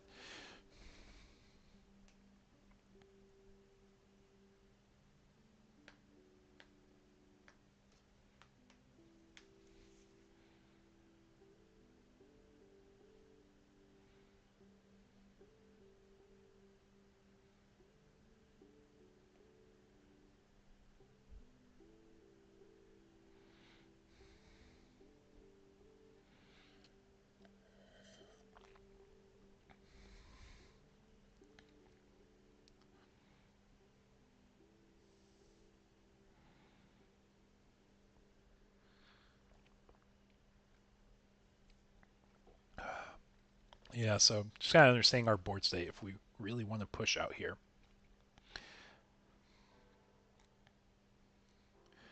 Tyrant is only really nice after BT17, and it isn't that nice, I guess.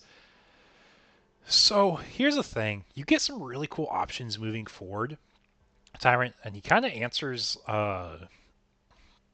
like some of the D-Digivolve decks that you see like from like Mother Control, because you'll be immune if you are using the Hercules Kabuterimon, which does see more play in the future. You also have the Ancient Beetlemon you could use to D-Digivolve on 2 different stacks, which makes it kind of hard to play around or for aces to play into, you know? So I think there's definitely room for Tyrant to be really good moving forward. Not to mention, it just has some really good protection, being immune from opponents' Digimon effects. Pretty good. But we are just going to Evo for 4 in the back into, I believe that's the Bryludra.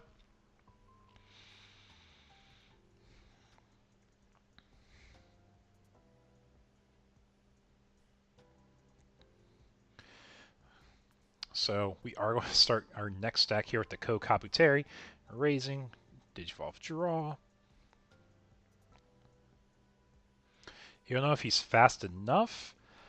I can see the argument for that because they do have pretty hefty Evo costs. And I think bugs can be toolboxed really well because you don't have to build bugs with like a whole like 45 card deck. It's really like you have a 30 card engine that you can kind of flex with what you want to be using.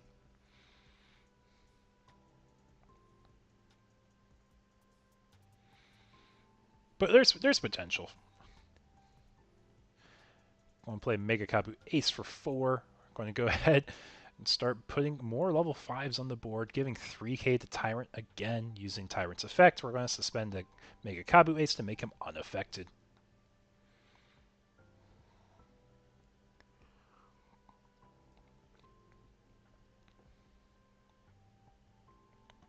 Yeah, that is true. Green does lack, or at least Tyrant lacks a lot of card draw, but you kind of sacrifice it for having like more potent stacks, right? To have like stronger effects just in general. Yeah, so you will be reducing your hand size pretty fast, which is why you rely on the search rookies. Your stack must be correct. Otherwise, it's all good. I understand what you're saying. I understand what you're saying. It's all good, man. No worries. Also, welcome to the stream. I don't think I've seen you around, Magaton. I hope you've been enjoying it.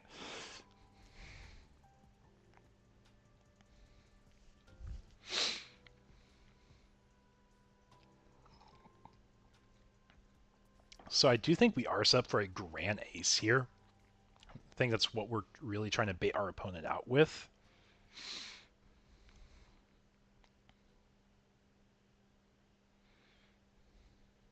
First time here? Welcome, welcome. I hope you enjoy the stream, man. Always enjoy having new folks coming out. Always enjoy it.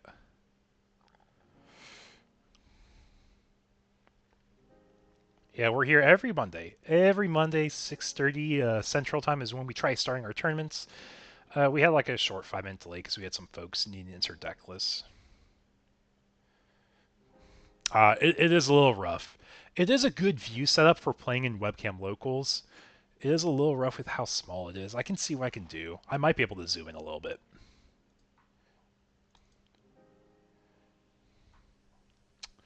Yeah, it's too far. I get you. I get you. Here, let me see. Additional settings. I don't think I can do anything in regards to that. I don't think even if I zoom in, it would do much to help clarify.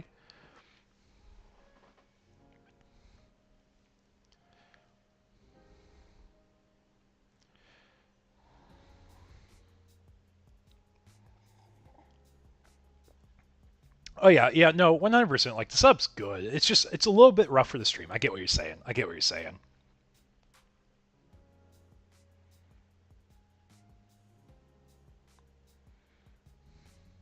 Yeah, it's a great setup for webcam, like you're saying, because you see the entire field, you see his hand, you can tell he's never taking it off screen.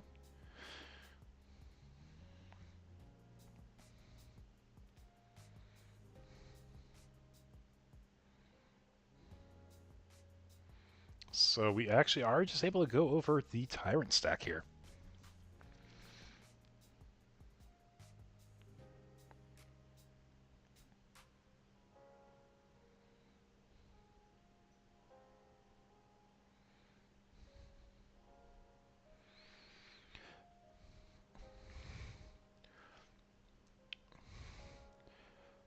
And that's not going to be something I can really say without like listening to the audio, because it might just be clarification of effects and so forth. Just try to understand everything, because every player does have a right to ask those type of questions. Obviously, if I turn audio on, it'd be a little easier to tell, but I believe our players are fine. If they believe they're being slow played, they can request in the judge request channel, as always, because we do have two judges hopping around on calls tonight. And with 34 players, they do hop around quite a bit.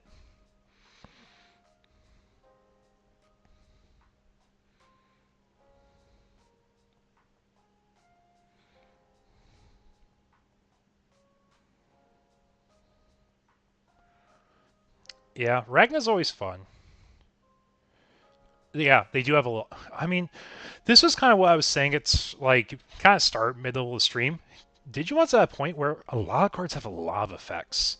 Like, if you compare how much power creep we have in this game, almost every card has an effect. Like, we don't have many vanillas at this point. And when we do, it's like very rare. They typically have something else that like makes it more than just a quote unquote vanilla, right? Like, compare our cards to Dragon Ball Master cards. If you guys ever read a Dragon Ball Masters card, they have a lot of effects. They have a lot of keywords. They don't have reminder text because of how many keywords they have and what they all do. Like, they're so commonly used at that point.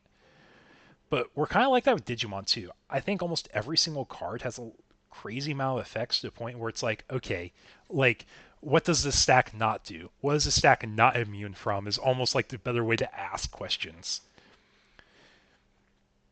Like, if you think about every effect Greymon can have, Greymon inherits are just generically like DP oriented. So like those are quick to understand.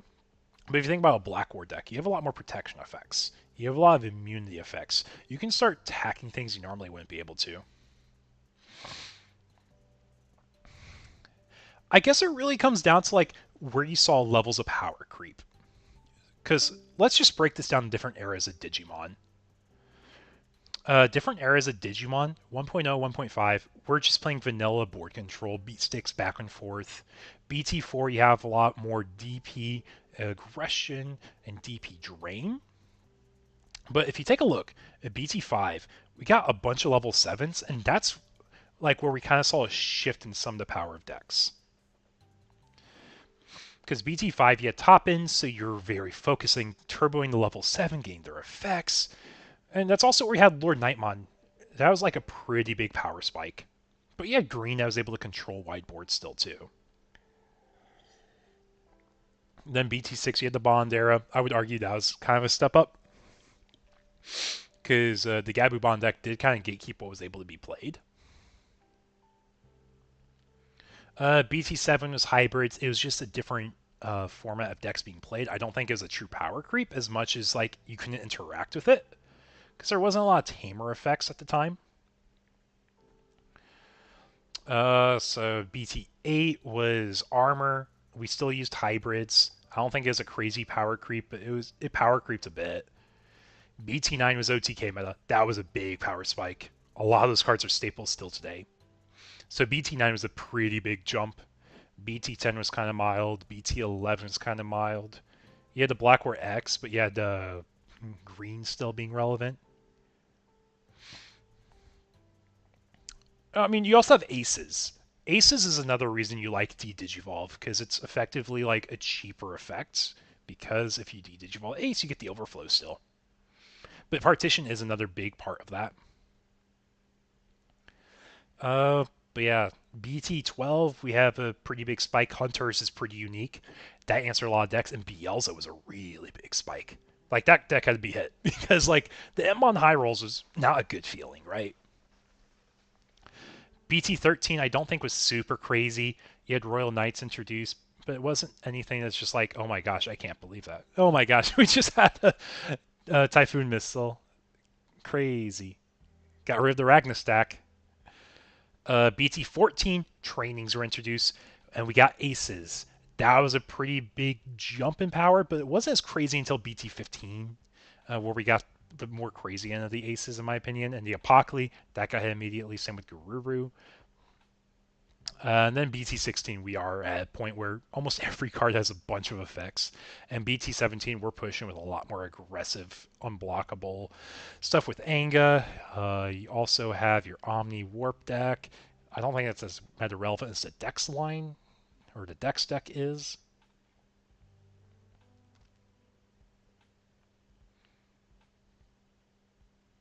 Yeah, Rapid Mod's a really good budget starting point for players. It has lots of effects, has lots of protection, has really clear directions to upgrade the deck.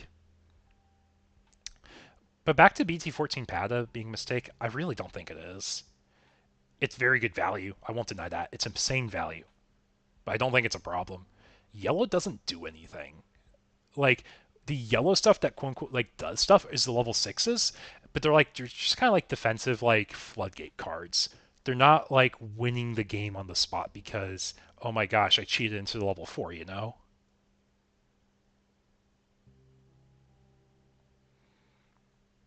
Although that's just my take on Pada at least. I do think Emissary is kind of a crazy card. It reminds me of HPD a lot. It's really easy to use.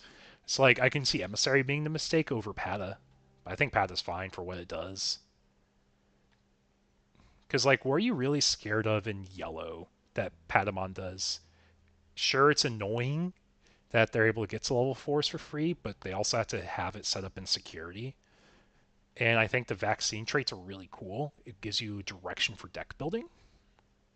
And it's very toolboxy.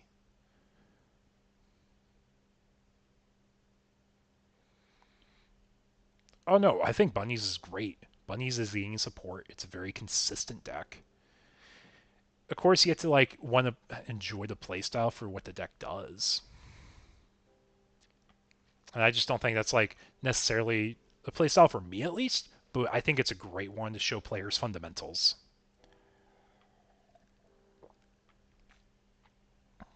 Because like what are other good fundamental decks? Greymon's a great fundamental deck, but it's in kind of a rough spot format wise.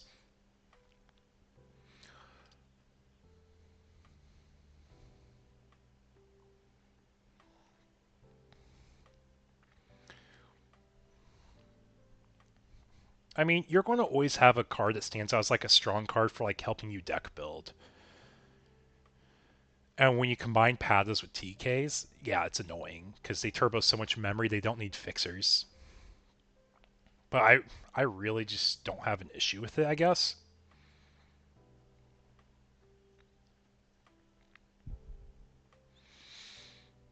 Well, Geogray BT13 is a problem because it pushed out free tamers, and tamer value is a lot more valuable than just a free level 4. Because tamers provide value for the rest of the game. Padamon's a one-time thing. You think about tamers. Think about what a fixer does if you get for free. It's turn 1. I mean, everyone has their own decks they enjoy. I don't think Padamon's a card that... Like, okay, so here's the thing. Everyone has decks they enjoy playing, and there's playstyles of decks people don't necessarily enjoy playing against. And I think that's always a valid thing. Like, if you're an aggressive player, you're going to hate control decks, you know? If you're a control player, you're going to hate mid-range decks, and so forth.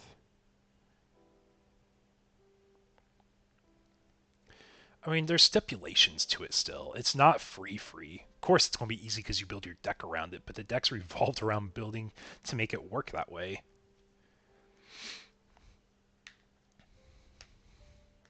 But it's like, some people hate Ukumon as a card. Some people hate Patamon as a card. Some people hate... And you can insert card here.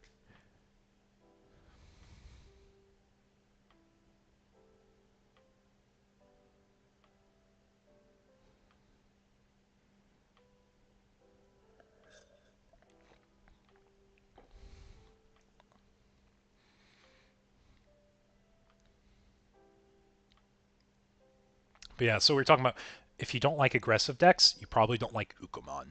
If you don't like control mid-rangey decks, you probably don't like Patamon. If you don't like OTK decks, you don't like Mirage, you know? Like, you could keep pinpointing to if you don't like a deck playstyle, that's valid. Like, personally, I don't like aggro decks. I like OTK because I think it's cool to have like all the pieces line up and you just do your thing sometimes. But I don't like just being rushed down from decks that don't need to like build up. I like decks having at least some type of build up to wind up and you can play around it, but you can't play around decks that just kind of spit things out. I like Nume as a deck because it's a tempo deck. I think tempo decks are really cool. But like I said, it just comes down to what do you enjoy playing against? Do you enjoy contesting boards back and forth? Do you enjoy rushing down your opponent? Do you enjoy grinding for resources? Because every deck has its niche for every different card game player.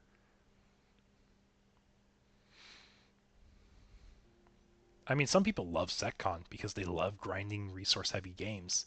They love controlling the pace of a game.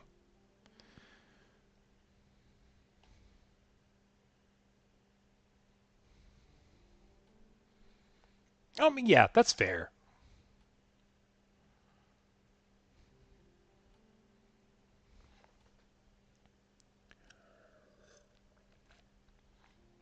Because, like, I'll be honest, I also have a vendetta against HPD. I don't like HPD as a card. I think HPD should just be at 0. I think a 5 memory cheat for just -1 in hand just isn't. It's not balanced in any way, shape, or form.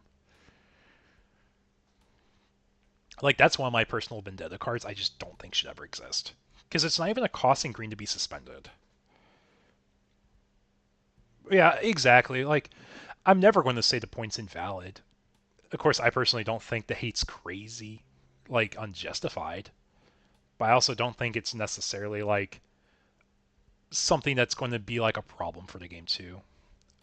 And I guess that's just everyone's card game perspective, too. Like, some people don't like generic engines. Like, if you come from Yu-Gi-Oh, you probably don't like the idea of what Ukamon does. BT16 Ukamon's a crazy search engine. Like, it's actually insane with how much search it has and how good it is for a lot of decks. I think it fixes a lot of decks, though, too. Think about decks that don't have searching rookies.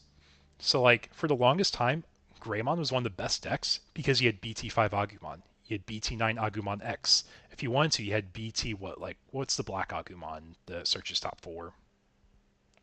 Like, you just have so many searchers for that deck, but guess what happens to all the decks that don't have searchers? They're less consistent. They're played a lot less. They're a lot less powerful. That's what BT16 Uko helps with.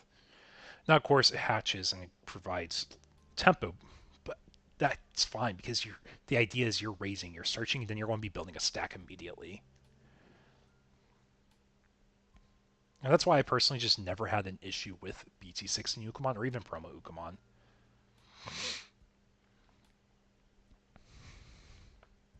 Yeah, we're going to go ahead and give our DP boost to Grand Ace. Use Modimon's end of turn effect to attack an opponent's Digimon after we got the DP boost. And you're going to be seeing the swing go over the Brylugermon. I believe the Blade gives +4. We have Quag at X, so we have Piercing.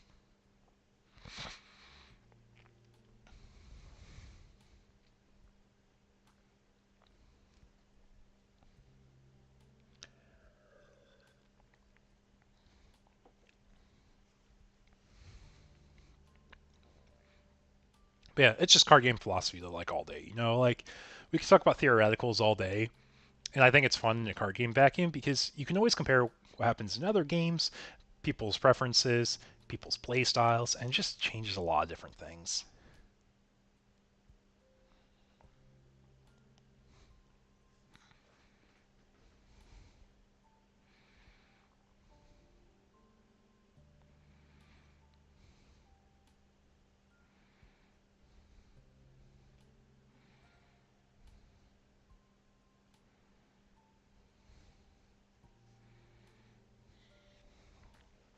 Yep, but we do see the Ragna Ace come out here. Do you see the Ragna Ace? Trash is security, immune from effects. You got bigger. But yeah, we're just gonna go next game. We said this game's decided from a current state. We just want to make sure we finish our sets as best as possible.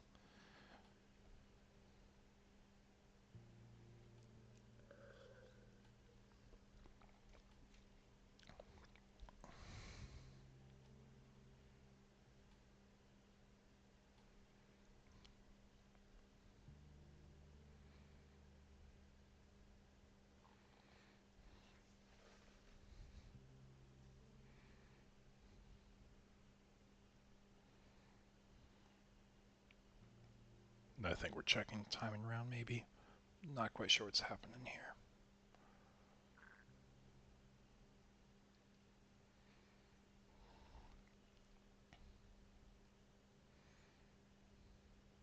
But yeah, as our players just kind of sorry, my room's a mess, folks. I just did laundry and all that.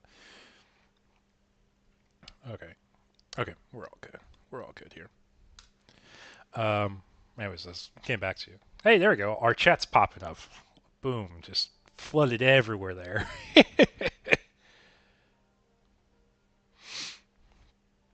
Yeah, go into game 2. Tyrant versus Ragnar Lordmon. I think we have like I said, we have a pretty diverse crowd tonight. Lots of different decks are doing well, and that's always super exciting to see.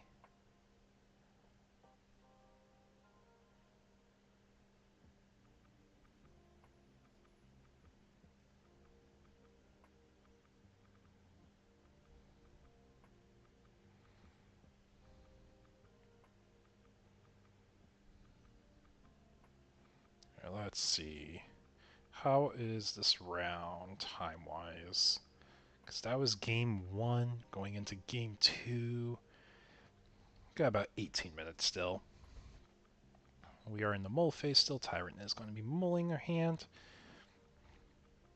And at the moment, we have, what is that, 7 undefeated players in round 3.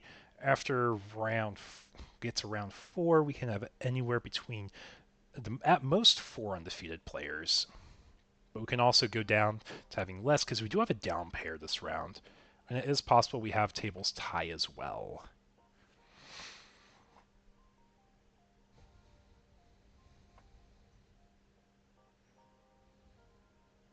It's also crazy to think that table 12 is the start of X1s.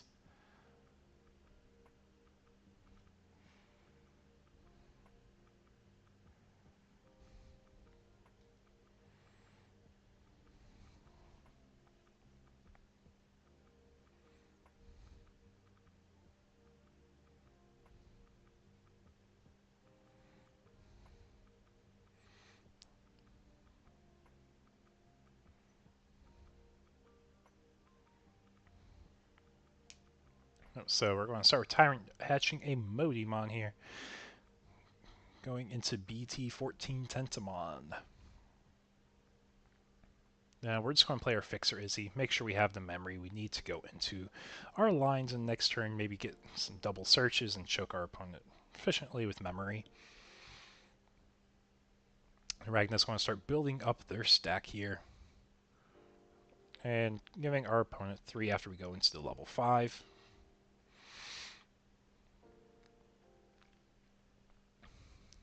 I'll start with the Kokaputeri. I believe it's search top 3 for Insectoid. Or top 4. Grab our Tyrant.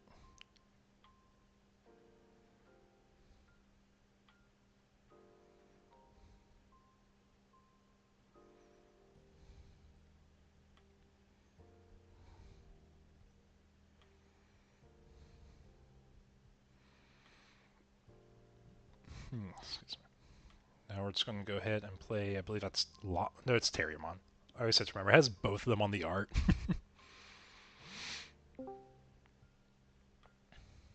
Hey, how we doing, man?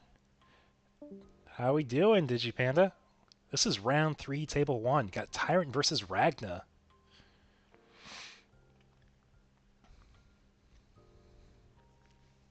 Yeah, it's always exciting to see different decks doing well. I love it.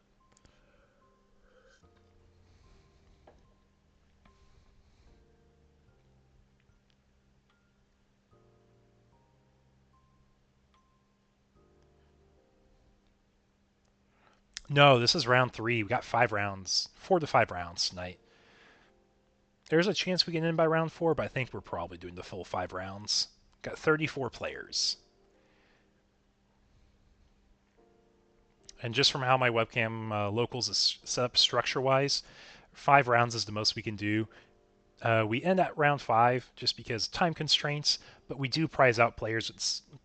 Ideally, there's 2 undefeateds that we prize out the exact same way. Yeah, hot digity, exactly, man. I love seeing you doing more than a commentary. No mandatory rounds? Nah, this is my webcam locals, man. We can run it how we want. Yeah, I love seeing you commentating more in the official streams. I think that's really cool. Really happy for you. Kind of like moving forward in the world, you know? Keeping quality content out there.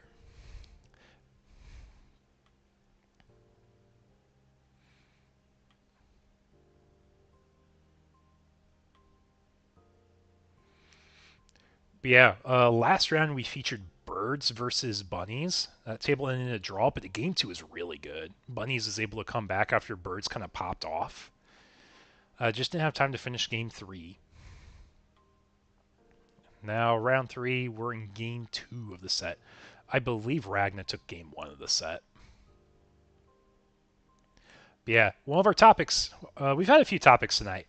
The first topic we started out with was, dang, Digimon has so many effects. Every card has so much power now.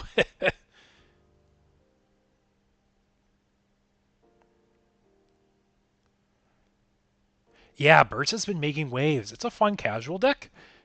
Or I'm going to say it's a fun casual deck, but the deck has so much potential. Like, when you get your lines and you're comboing off, you're super strong. Like, it's actually crazy. But it looks like we're going to be rushing down with our rookies. Ooh, we might be bricking a little hard here with bugs. Yeah, they have. I mean, it's not entirely solitaire. There's lots of aces, which is great opponent turn interaction, and I absolutely love that.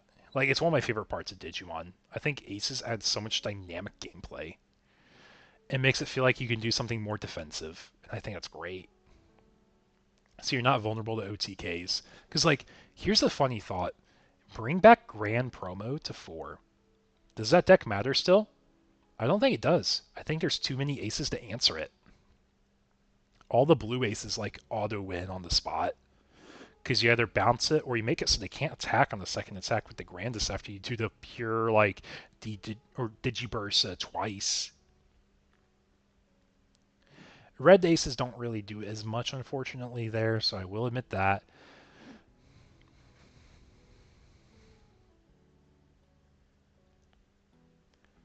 Yeah, I think this might be a pretty quick game. I don't think we really got a good start here. I mean, there's a chance we can pop off with bugs. But we have to really just, like, get the Tyrant and get Tyrant when he plays out. Has a body he can ace over, maybe. So he does have 3 to work with here. Yeah, no, the red aces are bad. They are just really bad. Yeah, blue aces are really good. Yellow aces, I think, are fine because you can recover. Have a lingering 6k drain. Pretty good. Start winning battles from DP battle. Uh, you got really good stun aces, so Garga Ace would be really good against Gran OTK.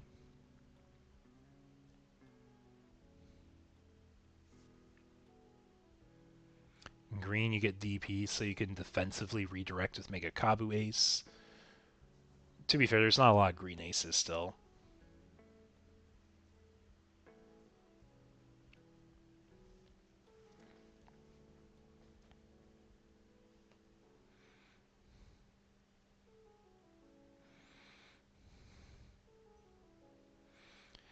But yeah, Valk Ace. Can't forget Valk Ace. It's technically a red ace, too. This Shadow Seraphi Ace is not just nice, it's insane. We talked about Digivolve is such a good tempo keyword now.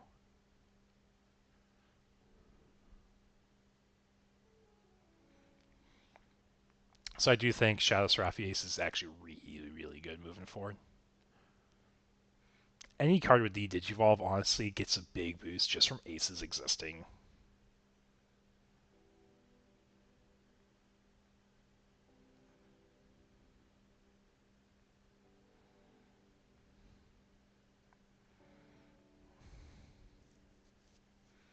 Oh yeah, Grand Quagga Ace. Oh, what SPs are floating in my woods? I got a few, man. I got a few Omnis also. Got Omnis. Got Valk. Got Gran Ace. That's going to a local, though. Yeah, he's finishing max rarity his bug deck. I just moved to my Paladin that goes Pally.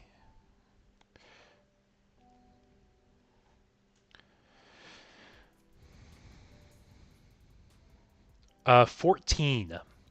There is a 14 pulled. I think that was at the Geekery. I think it was at your locals, the store regional. The second place person pulled it, I believe. But yeah, that is the lowest number I'm aware of at the moment, number 14. Before that, it was 42. I need to update my sheet. I've been behind on it. Yeah, I was gonna say I thought it was. I thought it was. Yeah, my old Austin local was judging it. Yeah, he was the first judge y'all had. He used to live here in Austin. He used to be super active here. One day Bandai will give them to Brazil as well. Okay, so Bandai's been doing a lot of good stuff. Let's start with that. Bandai has been doing lots of positive forward movements.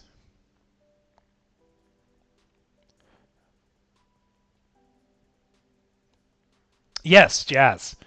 Dr. Jazz. He was a former Austin local. He's still an Austin local at heart. We love him.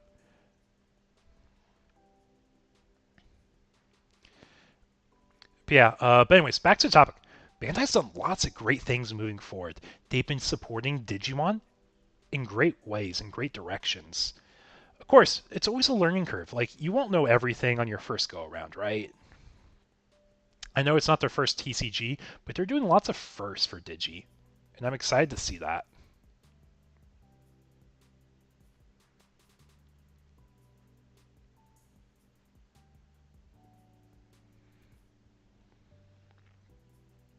Yeah, we're just kind of bricked up with Bug here this round. That's sad to see. It happens, though. It's part of the game. But anyways, so one thing Bandai is lacking at the moment, I love everything they're doing, but they're just lacking like their Europe scene a lot. They're lacking their South America scene a lot. They have it. It exists. But it's definitely rooms they can start improving in, right?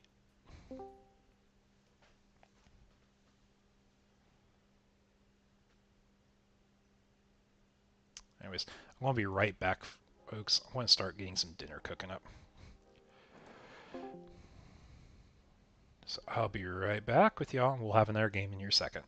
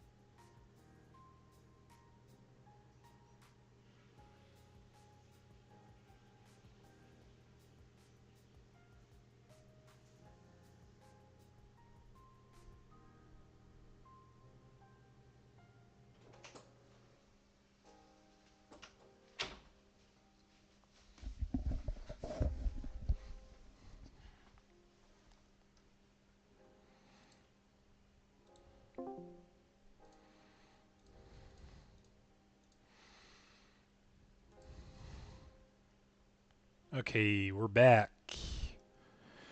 Do you guys know stores pay for store tournament kits? Yes, they do. So I know the cost used to be roughly like 20, 25 bucks per kit, but I think it might have gone up. It's been a moment, so I'm not quite sure, top of my head. But yes, they definitely do pay for them. Now, for events like what was it? Like the green spring event, they didn't pay for that. That was like something they got for free, if I remember correctly. They might have paid for it actually, but I know there's some stuff they get for free, but they pay for most of the things they get.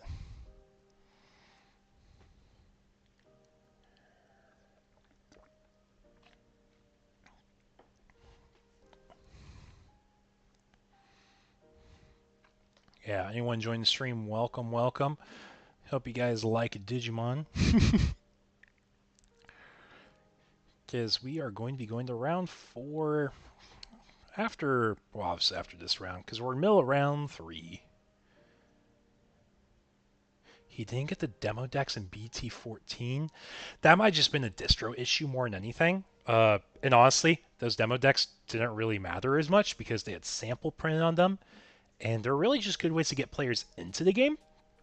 But they're not usable cards because they literally say cannot be used in tournament or official play.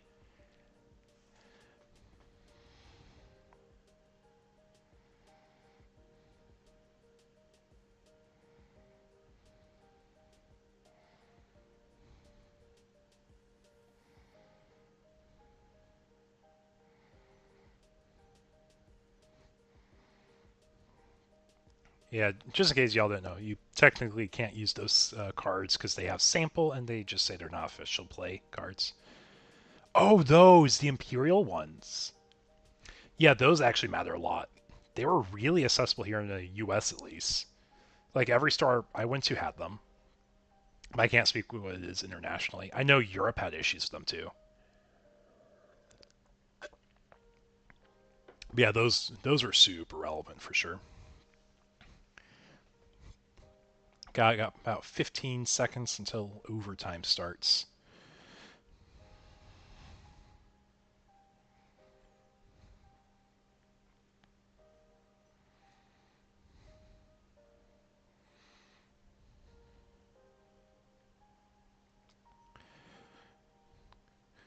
He also opened a lot more product too, to be fair. Also, I think he is an international. I believe he mentioned he is from Brazil. Yeah, I've shipped internationally quite a few times. I shipped to Brazil, I shipped to Argentina, I shipped to Germany, Sweden, Japan a few times actually. I do my best to keep the whole community connected, you know? But like that's why it's like kind of miscellaneous stuff. Like I have a good friend in Japan. I do trades with him, but like he sends me tournament packs from Japan. I think they're cool. Yeah, maybe. Yeah, but I give away lots of cool stuff at Webcam Locals, and I try to keep everything accessible to all the local players that are interested in them. After I support locals, it's when I start pushing the extra stuff I get to supporting local areas. And then that's when I go to my webcam community. Oriumon making rounds here, guys.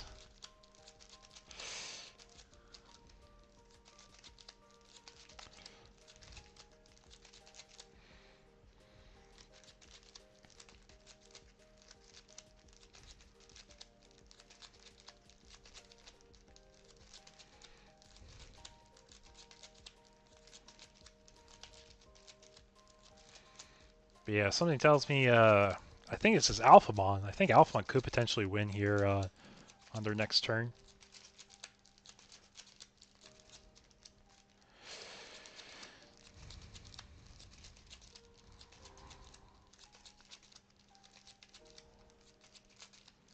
Anji Ace, Trash Security.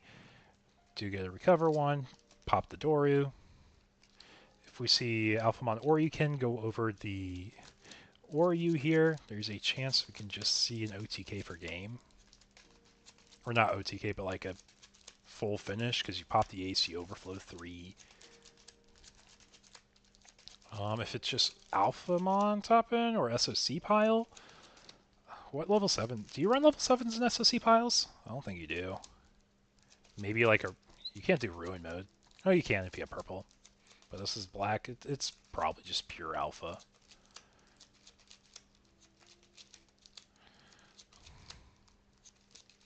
Yep, so we're going to get the free memory from Dorymon after we mind link the Tamer and draw a card if we have the Dory.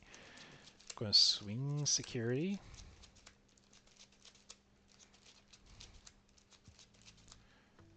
Anji Ace recovers.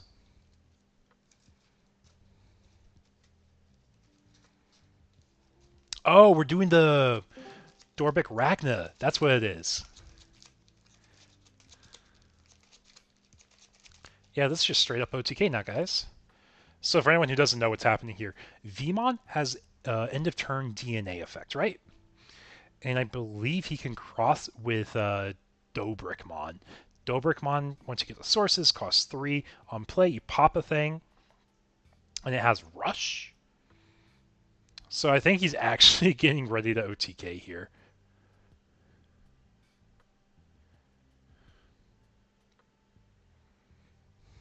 Or I keep saying OTK, but cleaving the security on one go. Yep, showing all the unique sources.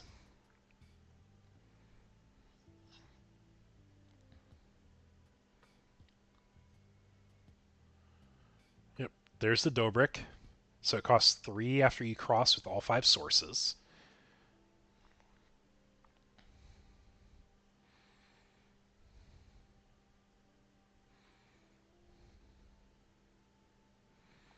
Yep, because the entire Alpha Mon line does fulfill basically the traits. When we pop into Anji Ace, Overflow 3. So, like, if he had to pass turn with memory, he could just use the Vmon in here for end of turn Jogras. I think we're just kind of clarifying where the memory gauge should be. I don't think it's going to matter here at this point because you have a really tall stack and you're just going to be able to go for a game with Ragna because you have the black and red. Yeah, 2 memory. All good here.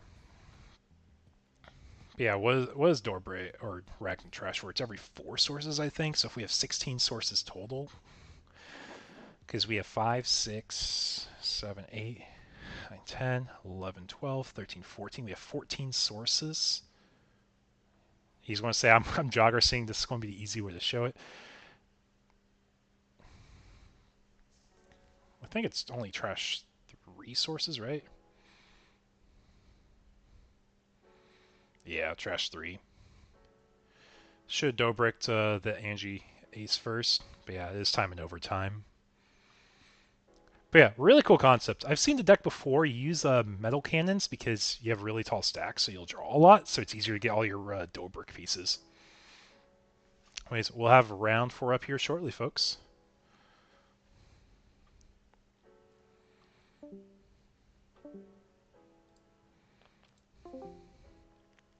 So be right back.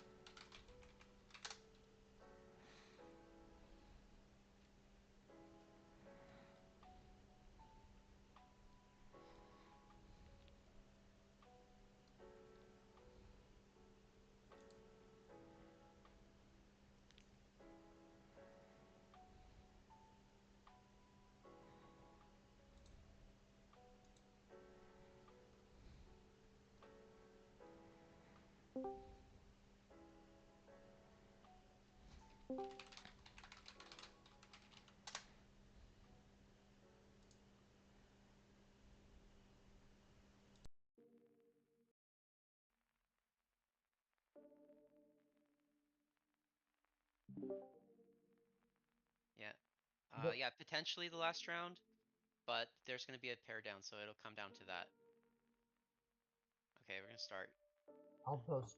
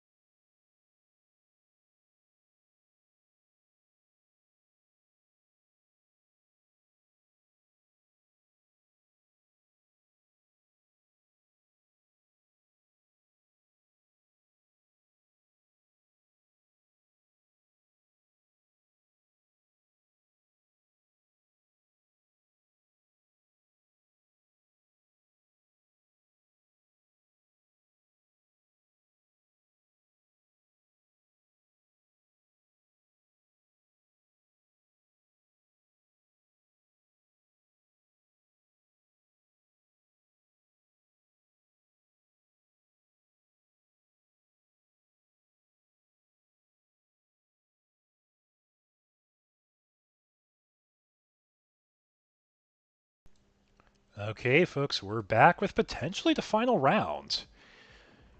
So, right now, we're back. We got Swanee here at the bottom. At the top, we have Ben here. Seen Swanee in round one playing Mirage. We'll see what Ben's playing here in a moment. But we have 3 undefeateds at the moment.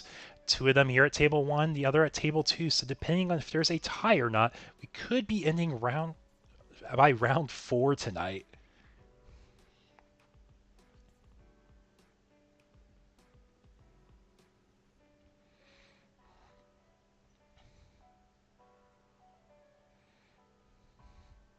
Classic Mirage, I know. I'll be honest, I like Mirage as a deck. I understand why people don't like it. They don't like OTKs that are consistent. They don't like the floodgate that BT11 Mirage provides to the game. But I do think it. I personally like it. 1 versus 3, so Mirage will be going first in this game.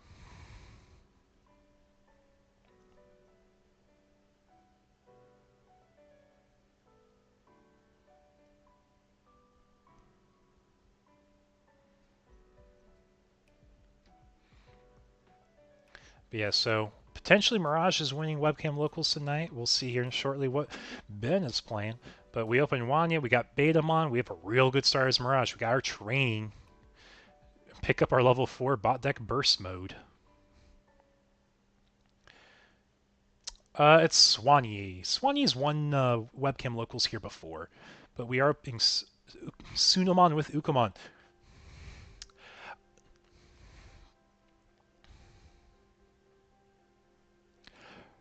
Yeah, just because I don't know how comfortable people are with their names being shared on stream, I try not to use them.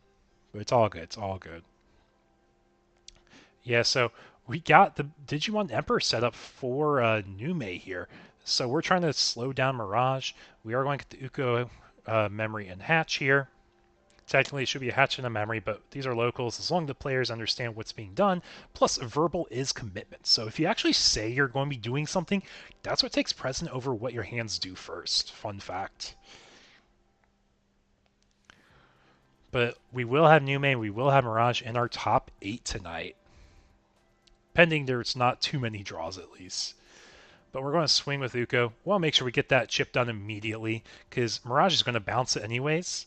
But we are going to go ahead and play BT14 Nume. No on-play effect here, leaving Mirage with 1 memory. So we are going to see the Gao pushed out of Raising. Oh, the finals from Geekery also had this? That's funny.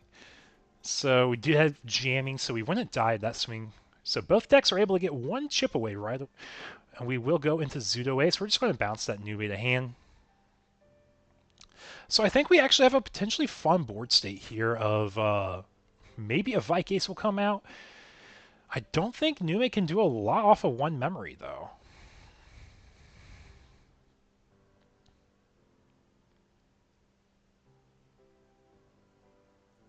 So we are going to push out the Chikuri here.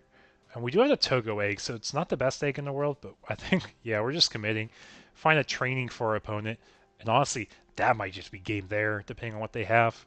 Ooh, we do have Edamon. We are going to be doing an Eda Valk combo, or Eda Ace at least. But yeah, start of mains after the hatch. We're going to see the swing. Yep, Eda Valk, classic combo. Yep, 5k drain, overflow 3. So it might seem like a really good player, but honestly, you can be Zudoed here, overflow 4, and you just got free level 5 on board that can go into BT11 Mirage, bounce Chikuri, gain memory back. But we're just going to set up the Thomas here. That's fine. That, that Valk Ace isn't really going anywhere, and I don't see them closing out game unless they have the rush Nume. But with 1 memory, you can't rush Nume anyways. The Digimon Emperor is going to be the bigger deal to deal with, but the Fixer Thomas will actually play around that. Double training in Thomas, that could just be game for Mirage. I don't think Nume has a close off of 1 memory. Check it, Thomas on play draw. Valk's going to go for 2 checks here. And we see the absolute, or the full meteor impact bouncing the Valk Ace to hand. Yeah, there we go. Turn pass. So the only thing I can see happening. Oh, want to make sure. Don't forget. Don't forget. We have Digimon Emperor. Don't forget that. Oh, you're right. Sorry. So lose 2. When did you? Easy fix. Easy fix. This game's awesome. I do love it too. I love Digimon. Yeah, the memory doesn't really matter because we do have the fixer here. But anyways, the full meteor impact, if that wasn't there, the only close I can see the Nume player having is, whatchamacallit, Omni for game over Valk. That'd be kind of cheeky.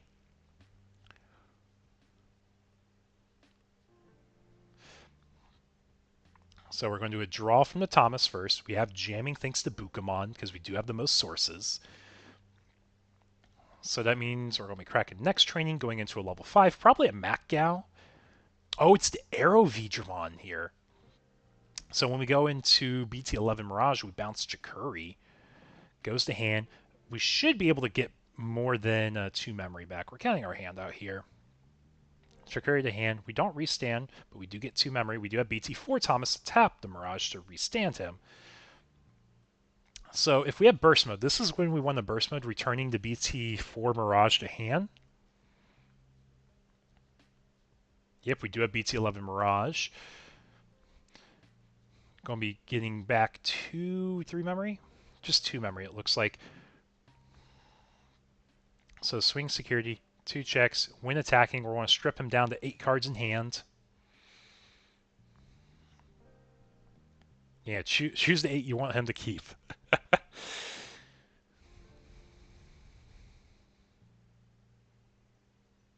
Yeah, he's just make it easy. Just make it those 3, man. 2 checks, because the arrow V. Swing security again. Satsuki, do we have Hammer Spark for the close here? We are going to leave our opponent at 1. Burst mode will trash the top card, but we're just choking out 1 again, which is really good anyways. So if we didn't have the Digimon Emperor, that was game. But Digimon Emperor did prevent game from being stolen there. Satsuki Star Main will gain a memory. Oh, what can we do? What can we do? Because honestly, Eda Valk's not enough here. If we have Eda Vike, that's enough to keep turn, but it means that he can go into hybrid still.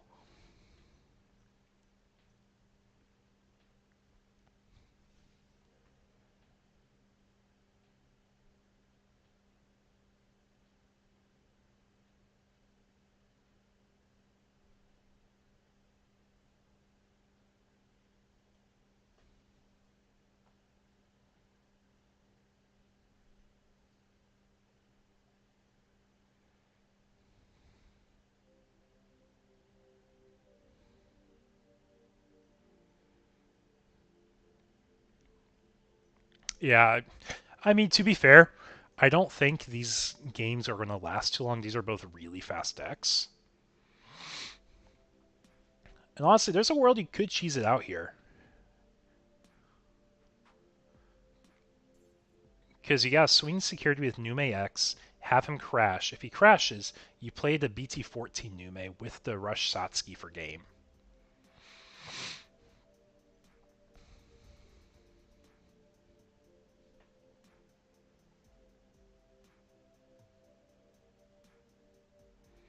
And I think we're just going to pray, hope it works. It is a 4K body. Nume X gets his on deletion effects if you have Nume and sources. So what are we reaching at? If we had the Satsuki in hand, we'd just play it out right away, but I don't think we do. I think you're right. It's probably next game.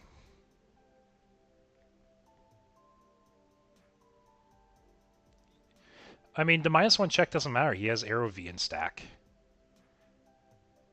Oh, I guess you do want to play around the... Yeah, there's burst mode. Bounce stack. Go for game. He can't ace anymore.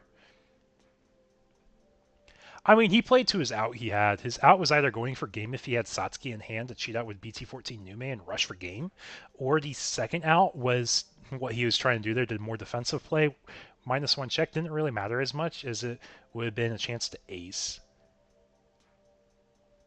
Well, it didn't matter, because he was going to get bounced to hand anyways with the burst mode. If he had Tamahini... I'm not quite sure what Tamahini is offhand.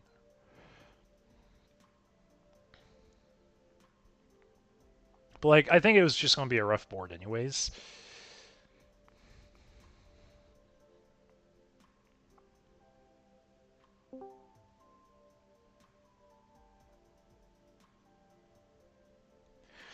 Yeah, it would have DP still, exactly.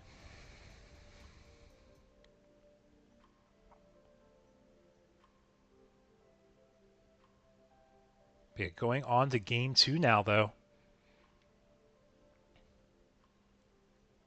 We are in the mole phase. And, yeah, Nume says, nope, not with his hand, not with his hand. Mirage says, good enough, I'm keeping. Yeah, it would have been the better card on paper. But, like I said, I don't think it would matter because of burst mode. If he didn't have burst mode and he had the blocker, cool, but it just wouldn't do enough still. Yeah, like to close the game, Satsuki was the only option. But I know decks have been cutting on the Satsuki Nume line, which I think's weird because I think that's way too much value for the deck. Also gets jamming, reboot, just a few good keywords. But Nume's going to open us up this round. They got Promo Uka to start things out with. And a Suno Egg too. So we're going to play Garamon for 3 on play pitch card, draw 2. So one line I don't think Nume players understand against Mirage is it's really scary when, yeah, or the Garamond, the BT15 Gara I think is what it is. I guess scary attack -2. That is the other potential out he had. But you can get bounced real easily if you play that Gara. Like, it's not the best to play Zudo right here, but it is a world you can do that. Because what is he going to do? He's going to get a hatch from Uko in a memory. So I want to play Fixer Thomas here, not bad at all. Because, like, yeah, the last game was cooked. The last game was cooked anyways. Going to BT16 Uko for one memory here.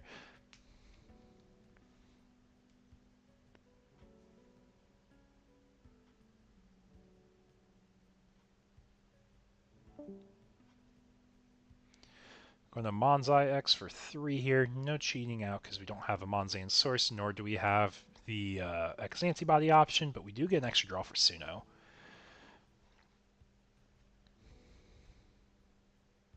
And we're just going to Venus for this turn.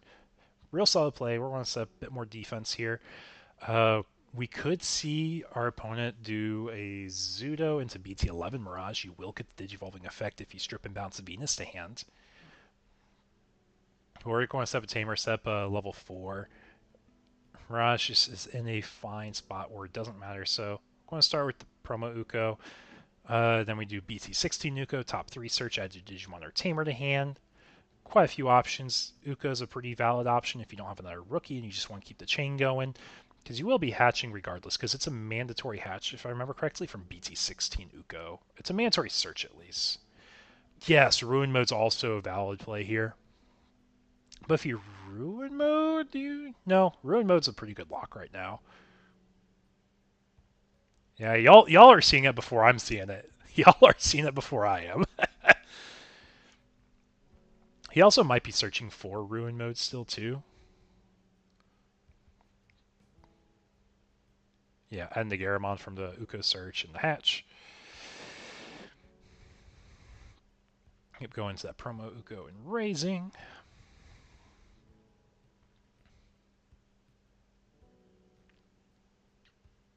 Venus is going to swing. We're going to start chipping away security. Mem boost. 16 Uko find Mirage. That Uko will crash.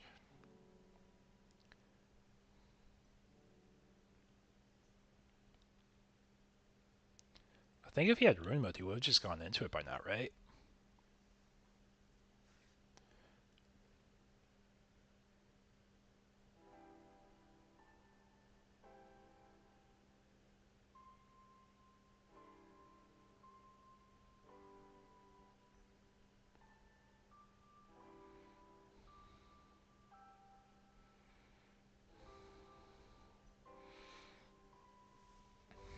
Yeah, no Ruin Mode, sadly.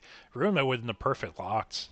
I think Ruin Mode's been like kind of shifting out of Nume list though. It's like a 1 of, maybe 2 of if they're on like an older build.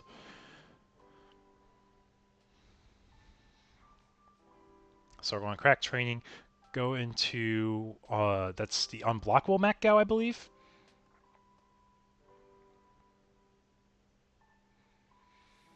So are we able to clean up game here? We do have jamming in stack.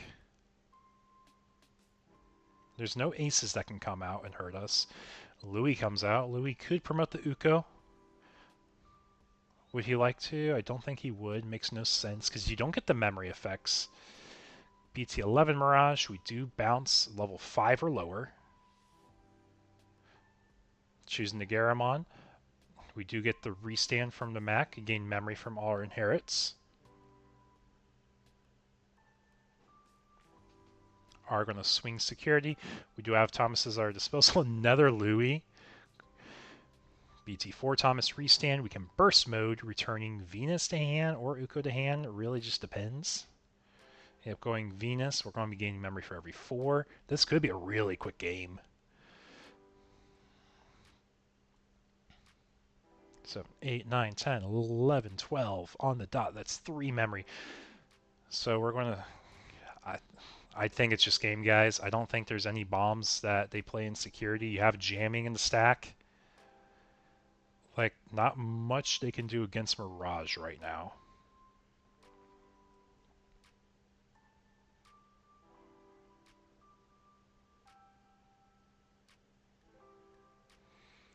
Security check, finds a new X. We're going to swing security, tap to Thomas. Both players draw, use the win attacking effect. We're going to restand again. And we got BT4 Thomas in hand, so we will get 2 more checks. Unless there's a security bomb pending, that's just going to be game. And Uko, we're going to swing again. Ruin mode, we got jamming, thanks to Bukamon and New Gout. And that's game. Mirage takes it at table 1, guys. Let's go to table 2 and see if we are ending at round 4 tonight.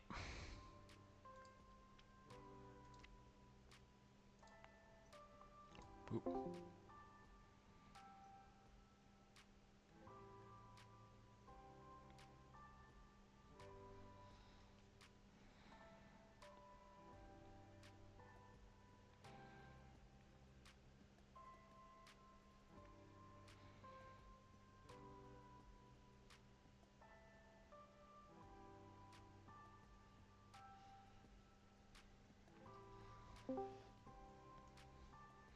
Yep, Mirage just does things sometimes. It's a good deck. It's a good deck.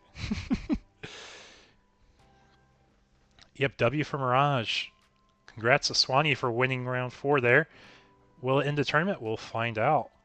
This table decides it all. So I think to end the tourney early, we need Nui to lose here. If we go into round 5, it would be Nui versus Swanee. Yeah, and looks like Nui did take game 1 against Birds.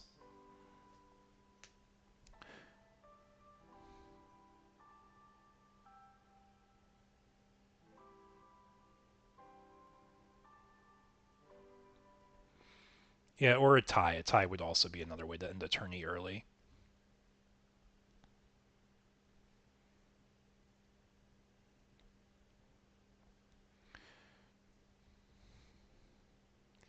Yep, going to Garuda for 1 here.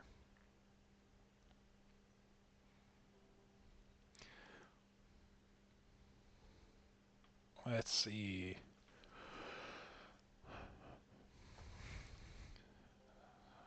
So we do have a Ragna Ace. I'm not quite sure if he's immune or not, but it looks like we are getting a check through. It does live. Protoform going to Phoenix or Garuda X here. We're going to Phoenix X. Draw. We're going to blitz into security.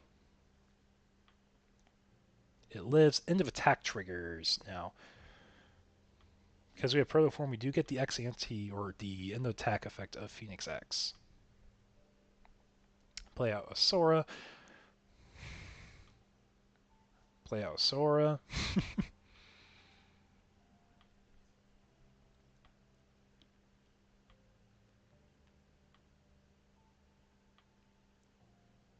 Okay, play out a bird. Garuda X. Garuda X can give rush. So I think we might return Garuda X to hand. When we return Garuda X to hand, going to return Sora to hand. When we return Sora to hand, play out Garuda X effects. Add Garuda X to hand. We can return a Sora to hand. If we return a Sora to hand, play out another bird. It looks like he's saying that's enough. I think I'm happy with where I'm at here. And we do have 23 minutes still in the round.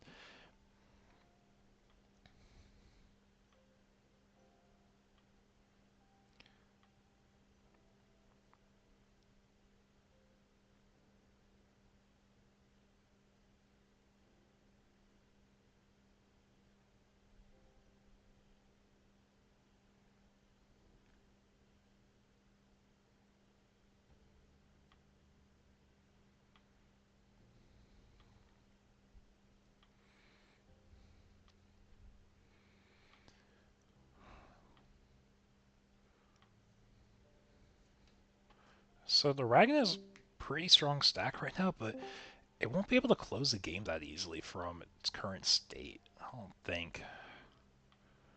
Because being at level 7, you just can't go any taller, and you're not going to really be pushing damage. You can raid, but it doesn't do anything against a wide board. You can't even Crimson Blaze and clear. Death X doesn't matter because they're level 5s with no sources. What other techs might matter? I guess you can try doing an ace play if you slam a level 5, right? Or slam a level 6? That's giving so much memory. And I don't think it matters because birds can flicker rush again. But yeah, if Nui wins this, we will for sure go to a round 5.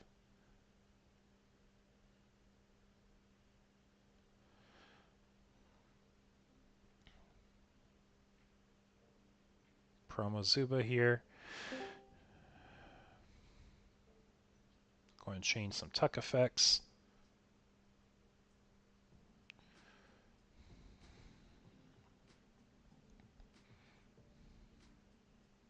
I mean, if we raid, are we going to Garuda Ace? We could, I think.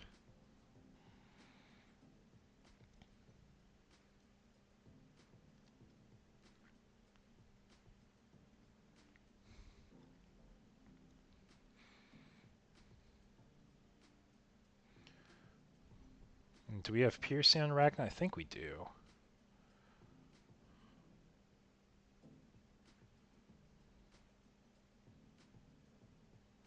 Oh, we have a trash security in here. Okay.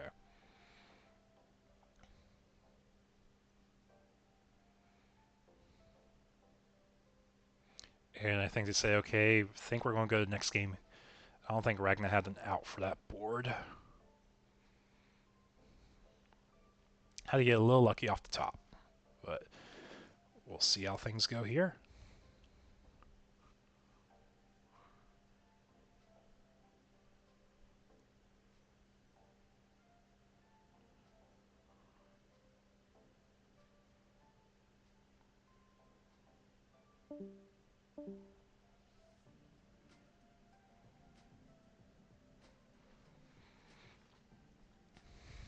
Yeah.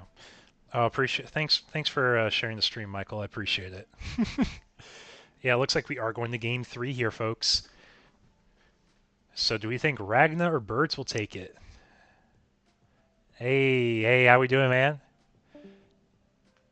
Yeah, I stream with my face on. I'm not afraid to show it. But yeah, round 4, 34 players tonight playing webcam locals. Pretty fun turnout. Really competitive crowd.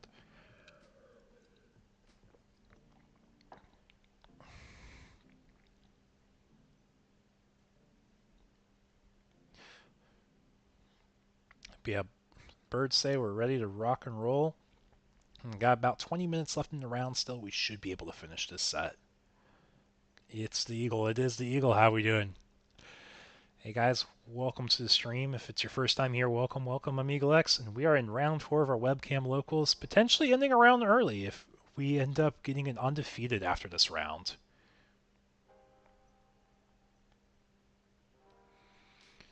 But yeah, game 3 of the set, Birds versus Ragna. Ragna is the undefeated.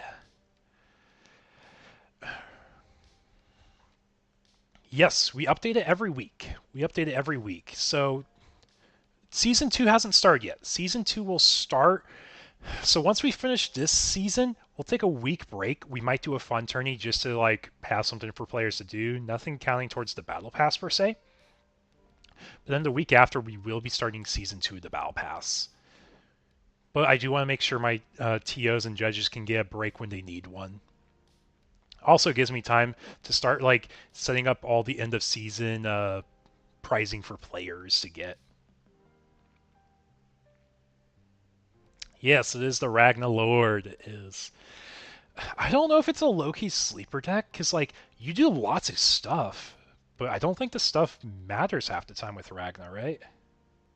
You always going to be here, don't need a break? I meant more of, like, we'll have a fun casual nights. If people want an alternative format night, it'd be a perfect night for that, you know? Because I know players like alt formats. It's always fun to take a break from playing meta every single night or every single week.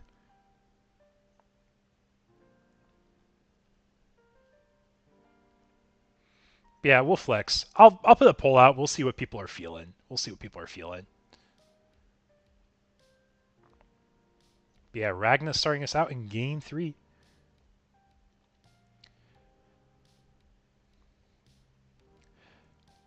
So for prizing, we'll make an announcement post at the end of the tournament for what people placed and what their prizing is. All prizing will be handled through me through DMs on Discord. So if you all place, you can message me on Discord and I will get things resolved. I have a prizing tab in case you're international and you need a bank stuff for a later selection. If you're taking a cash out, I can resolve that via Discord DMs as well. But yeah, we will make a post on the Discord, so keep an eye out on tournament announcements once the tournament concludes. Did we slam a Ragna ace on our first turn as Ragna? Oh no, guys. Oh no.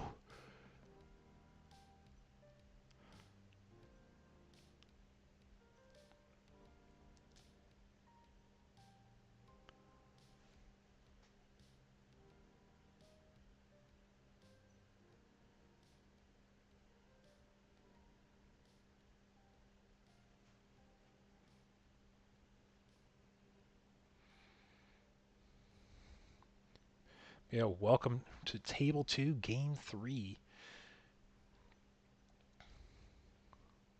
It is immune. It is immune. You are right. Because it was. Oh no, it has to be DNA to be immune, right?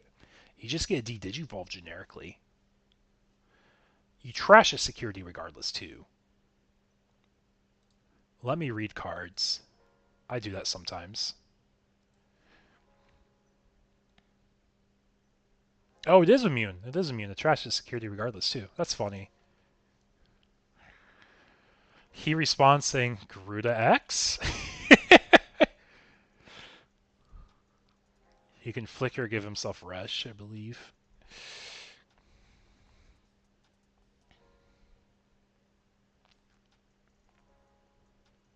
I mean, Ragna is positive on tempo so far, right?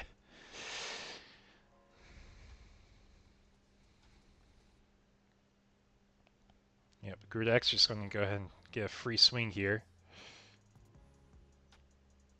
And it does live. Going to the Phoenix for 3.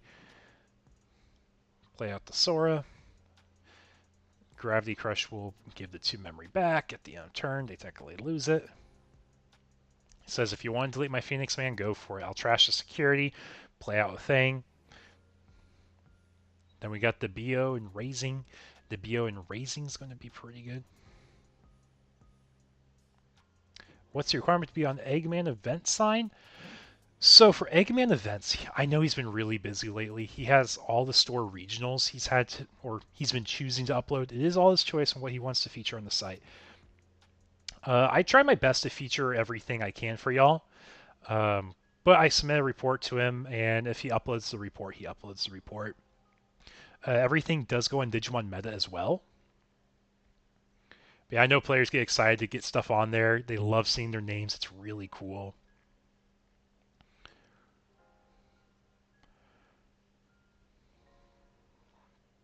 But yeah, he's oh, that's another Ragna, guys. Trashing another security. That stacks immune. That is a hand of all hands.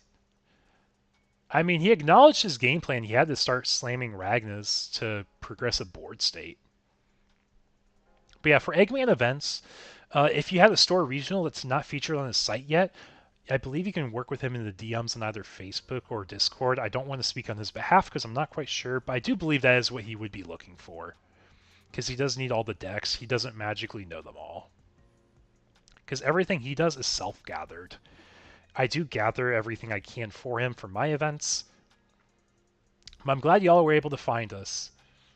We're here every week on Mondays, starting 6:30 Central, 7:30 Eastern.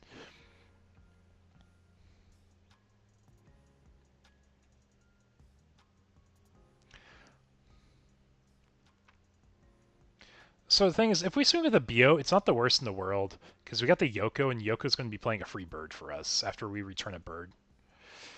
Pending a crash, which it does crash, Yoko effect goes off. We're going to be adding a bird back to hand, probably a Phoenix or a Garuda X. It is going to be Garuda X to hand. Are we procking Sora? We are procking Sora. Going to be playing out Garuda Ace. Ragnar's not naturally a blocker, right? I think he has Raid and Reboot are his keywords.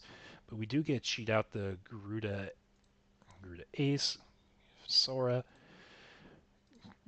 Bring back a card to hand from the Garuda X effects.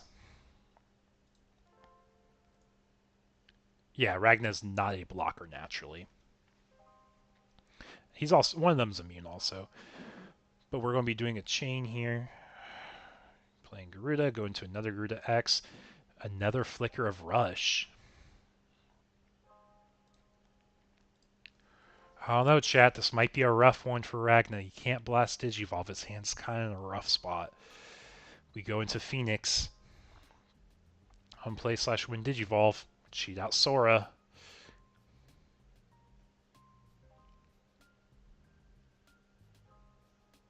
So we're probably swinging the Phoenix stack because it doesn't have Overflow.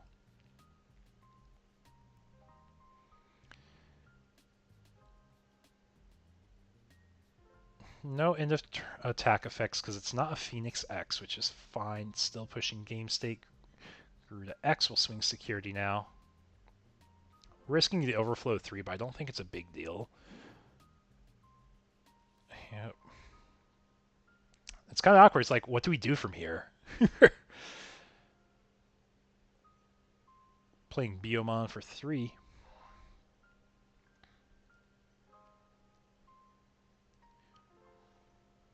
Welcome, welcome. I got 18 people in stream. Welcome, guys. Hope you are enjoying the stream. This is Table 2. If Birds win, that's the end of the tournament for tonight. But there's still a chance that Ragnar can come back. They do seem to have a rough hand to start out with. Got 2 Ragnars. And we've just kind of slammed them a few turns in a row. No rookies.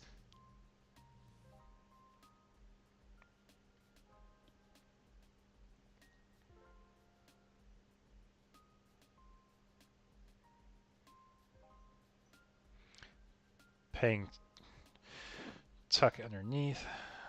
And it's going to be... Yep, overflow to 3. We can raid. If we raid, it's into the Burdra.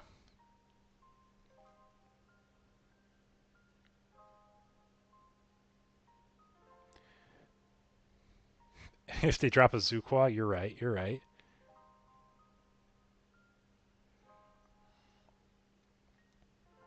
Like, you don't want to swing into Phoenix X, because Phoenix X can still, if they have a way to recur a card from trash, Sora is all turns.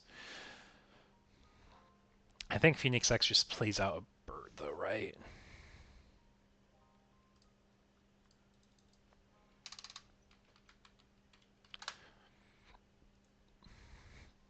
If you have 3 or fewer security, delete one or Digimon with the lowest DP. If you have 4 or more, trash top of their stack. So we're going to be deleting a Ragna Ace. Ragna Ace is no longer immune, because I don't believe it resets from anything if they delete it, right? Yeah, they left it on the field.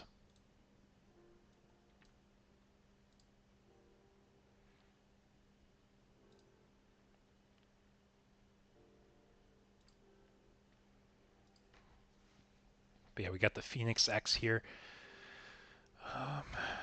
So our end of attacks are pretty good here. We're going to crack Memboost. 4. Swing security. Still trash top security from Garuda X, assuming Protoform's not grabbing it back. Yep, so Protoform has to go off first. We are returning Phoenix. Alright. If we do that, we actually don't get the X-Ante effects for the end of attack, so I think he's actually debating that. Because X-Antibody is no longer in sources, so you don't get your end of attack effects. So you need at least a Phoenix if you want to do that. So you either return one of the other effects, because Protoform has to resolve first. That happens regardless.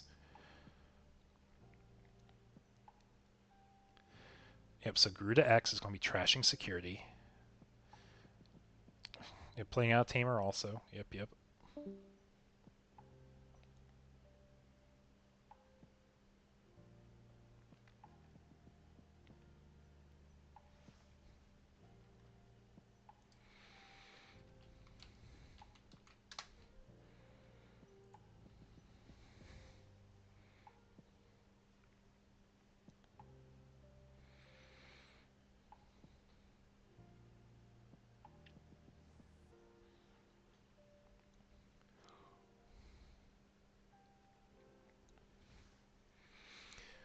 into Perdra. We don't have Protoform in hand from that stack because we go top of security.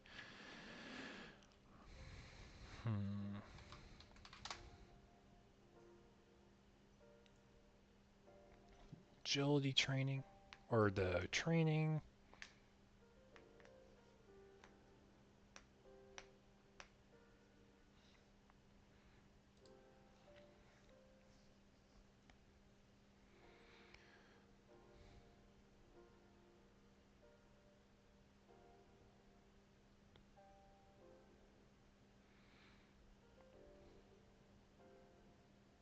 There's a chance. There's a chance. Ragna has to win it, though.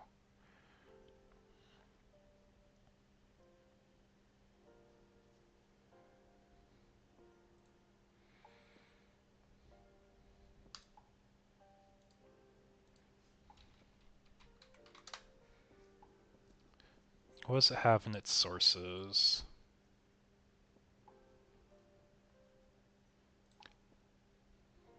Checking its sources. I know we have a red source and we have a black source.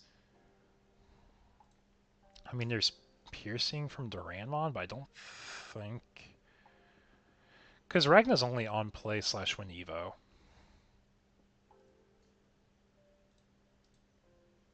This is game 3, it's 1-1.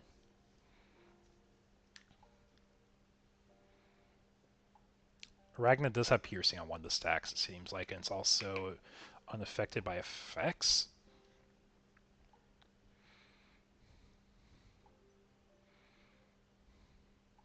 Yep, and it does have reboot.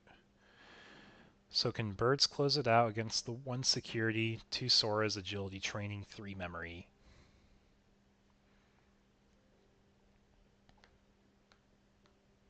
Yeah, there's nothing that should have trashed security, as far as I'm aware.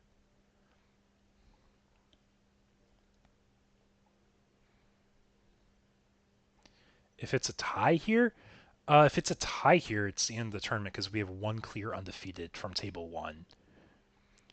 Kaswani is 4-0, which is clearly undefeated. And if one of these players tie, they're clearly not undefeated still. Like, they're still a winning record, but clear undefeated means you're XO.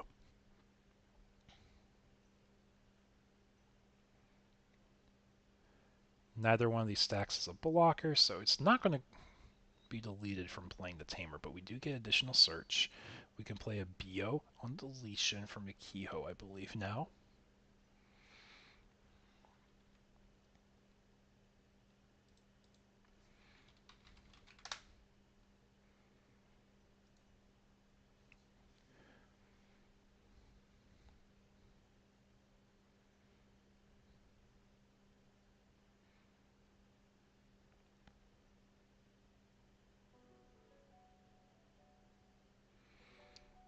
I'll be honest, it's a little hard to tell exactly what's underneath it, but I believe it's the Duran that says you're unaffected by Digimon effects, I think.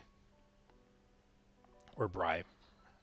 The Duran's the piercing one, I believe.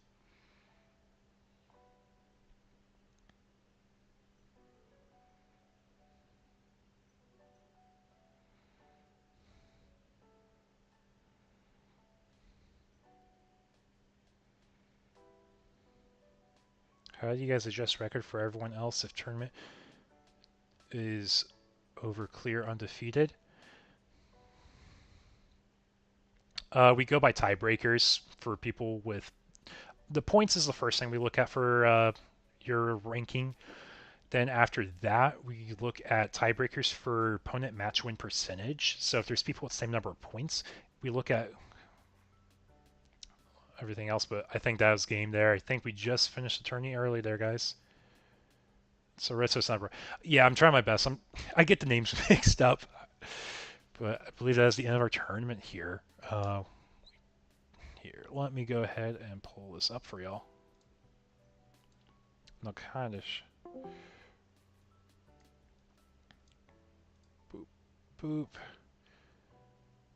Do this one. Haha. So right here, I'm going to refresh. Round 4. So we have one person that is 4-0. That is a clear undefeated. So that is the final round. Actually, it looks like everyone's done. So we can actually get rankings here in a moment. But because only one person has the best record, he will be first place. Everyone else below that will be based off of tiebreakers, first being points, second being opponent win percentage, then opponent win percentage as well. But yeah, 34 players tonight is a great turnout. Great turnout. Let me pull up Discord here on the side so I can message my judges and make sure we're all good.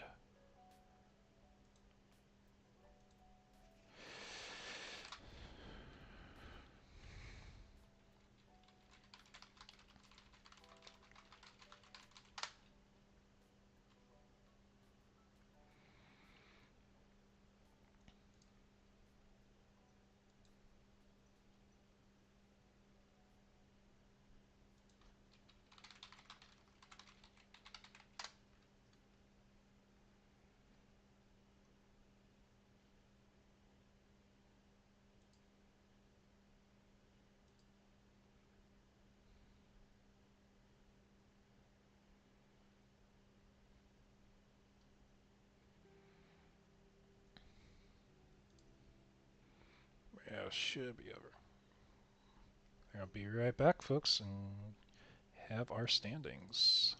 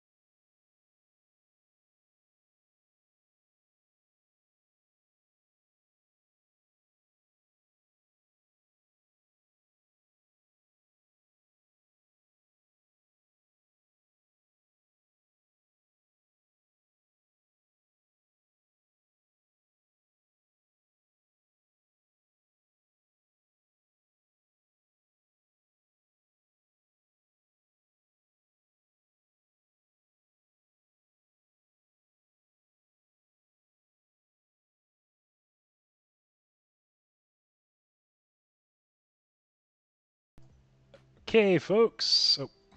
Okay, folks. Okay, folks. I have my audio muted. Lol. So that is the end of the tournament. We have one clear undefeated. Like I said, got Mirage Galgamon taking it tonight. Congrats to Swanee and Bleezy. Got second place with Phoenixmon.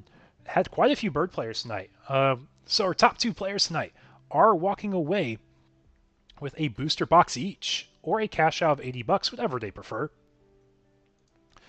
Then we got Yellow Vaccine, which is probably just Magna X here. Ragnar Lordmon finishing in 4th. Mirage in 5th. Tyrant in 6th. Nume in 7th. Belfa, which is probably Demon Lords in 8th. Nume in 9th. And then Rapidmon in 10th. I want to thank you guys so much. Thank you for coming out for the stream. I know I was a bit of a mess at times, but had a great turnout. Like I said, 34 players. Super fun to have a lot of y'all come out. Metagame, Imperial was the most brought deck tonight. Didn't perform super hot. Nume was the probably best performing deck tied with Mirage. They're both really up there. I don't think anyone's surprised about the meta breakdown for what's doing well. Magnamon didn't do super hot. Ragnar kind of did pretty well. We have some cool lists. And we'll be seeing if we can get them on Digimeta for y'all. That being said, thank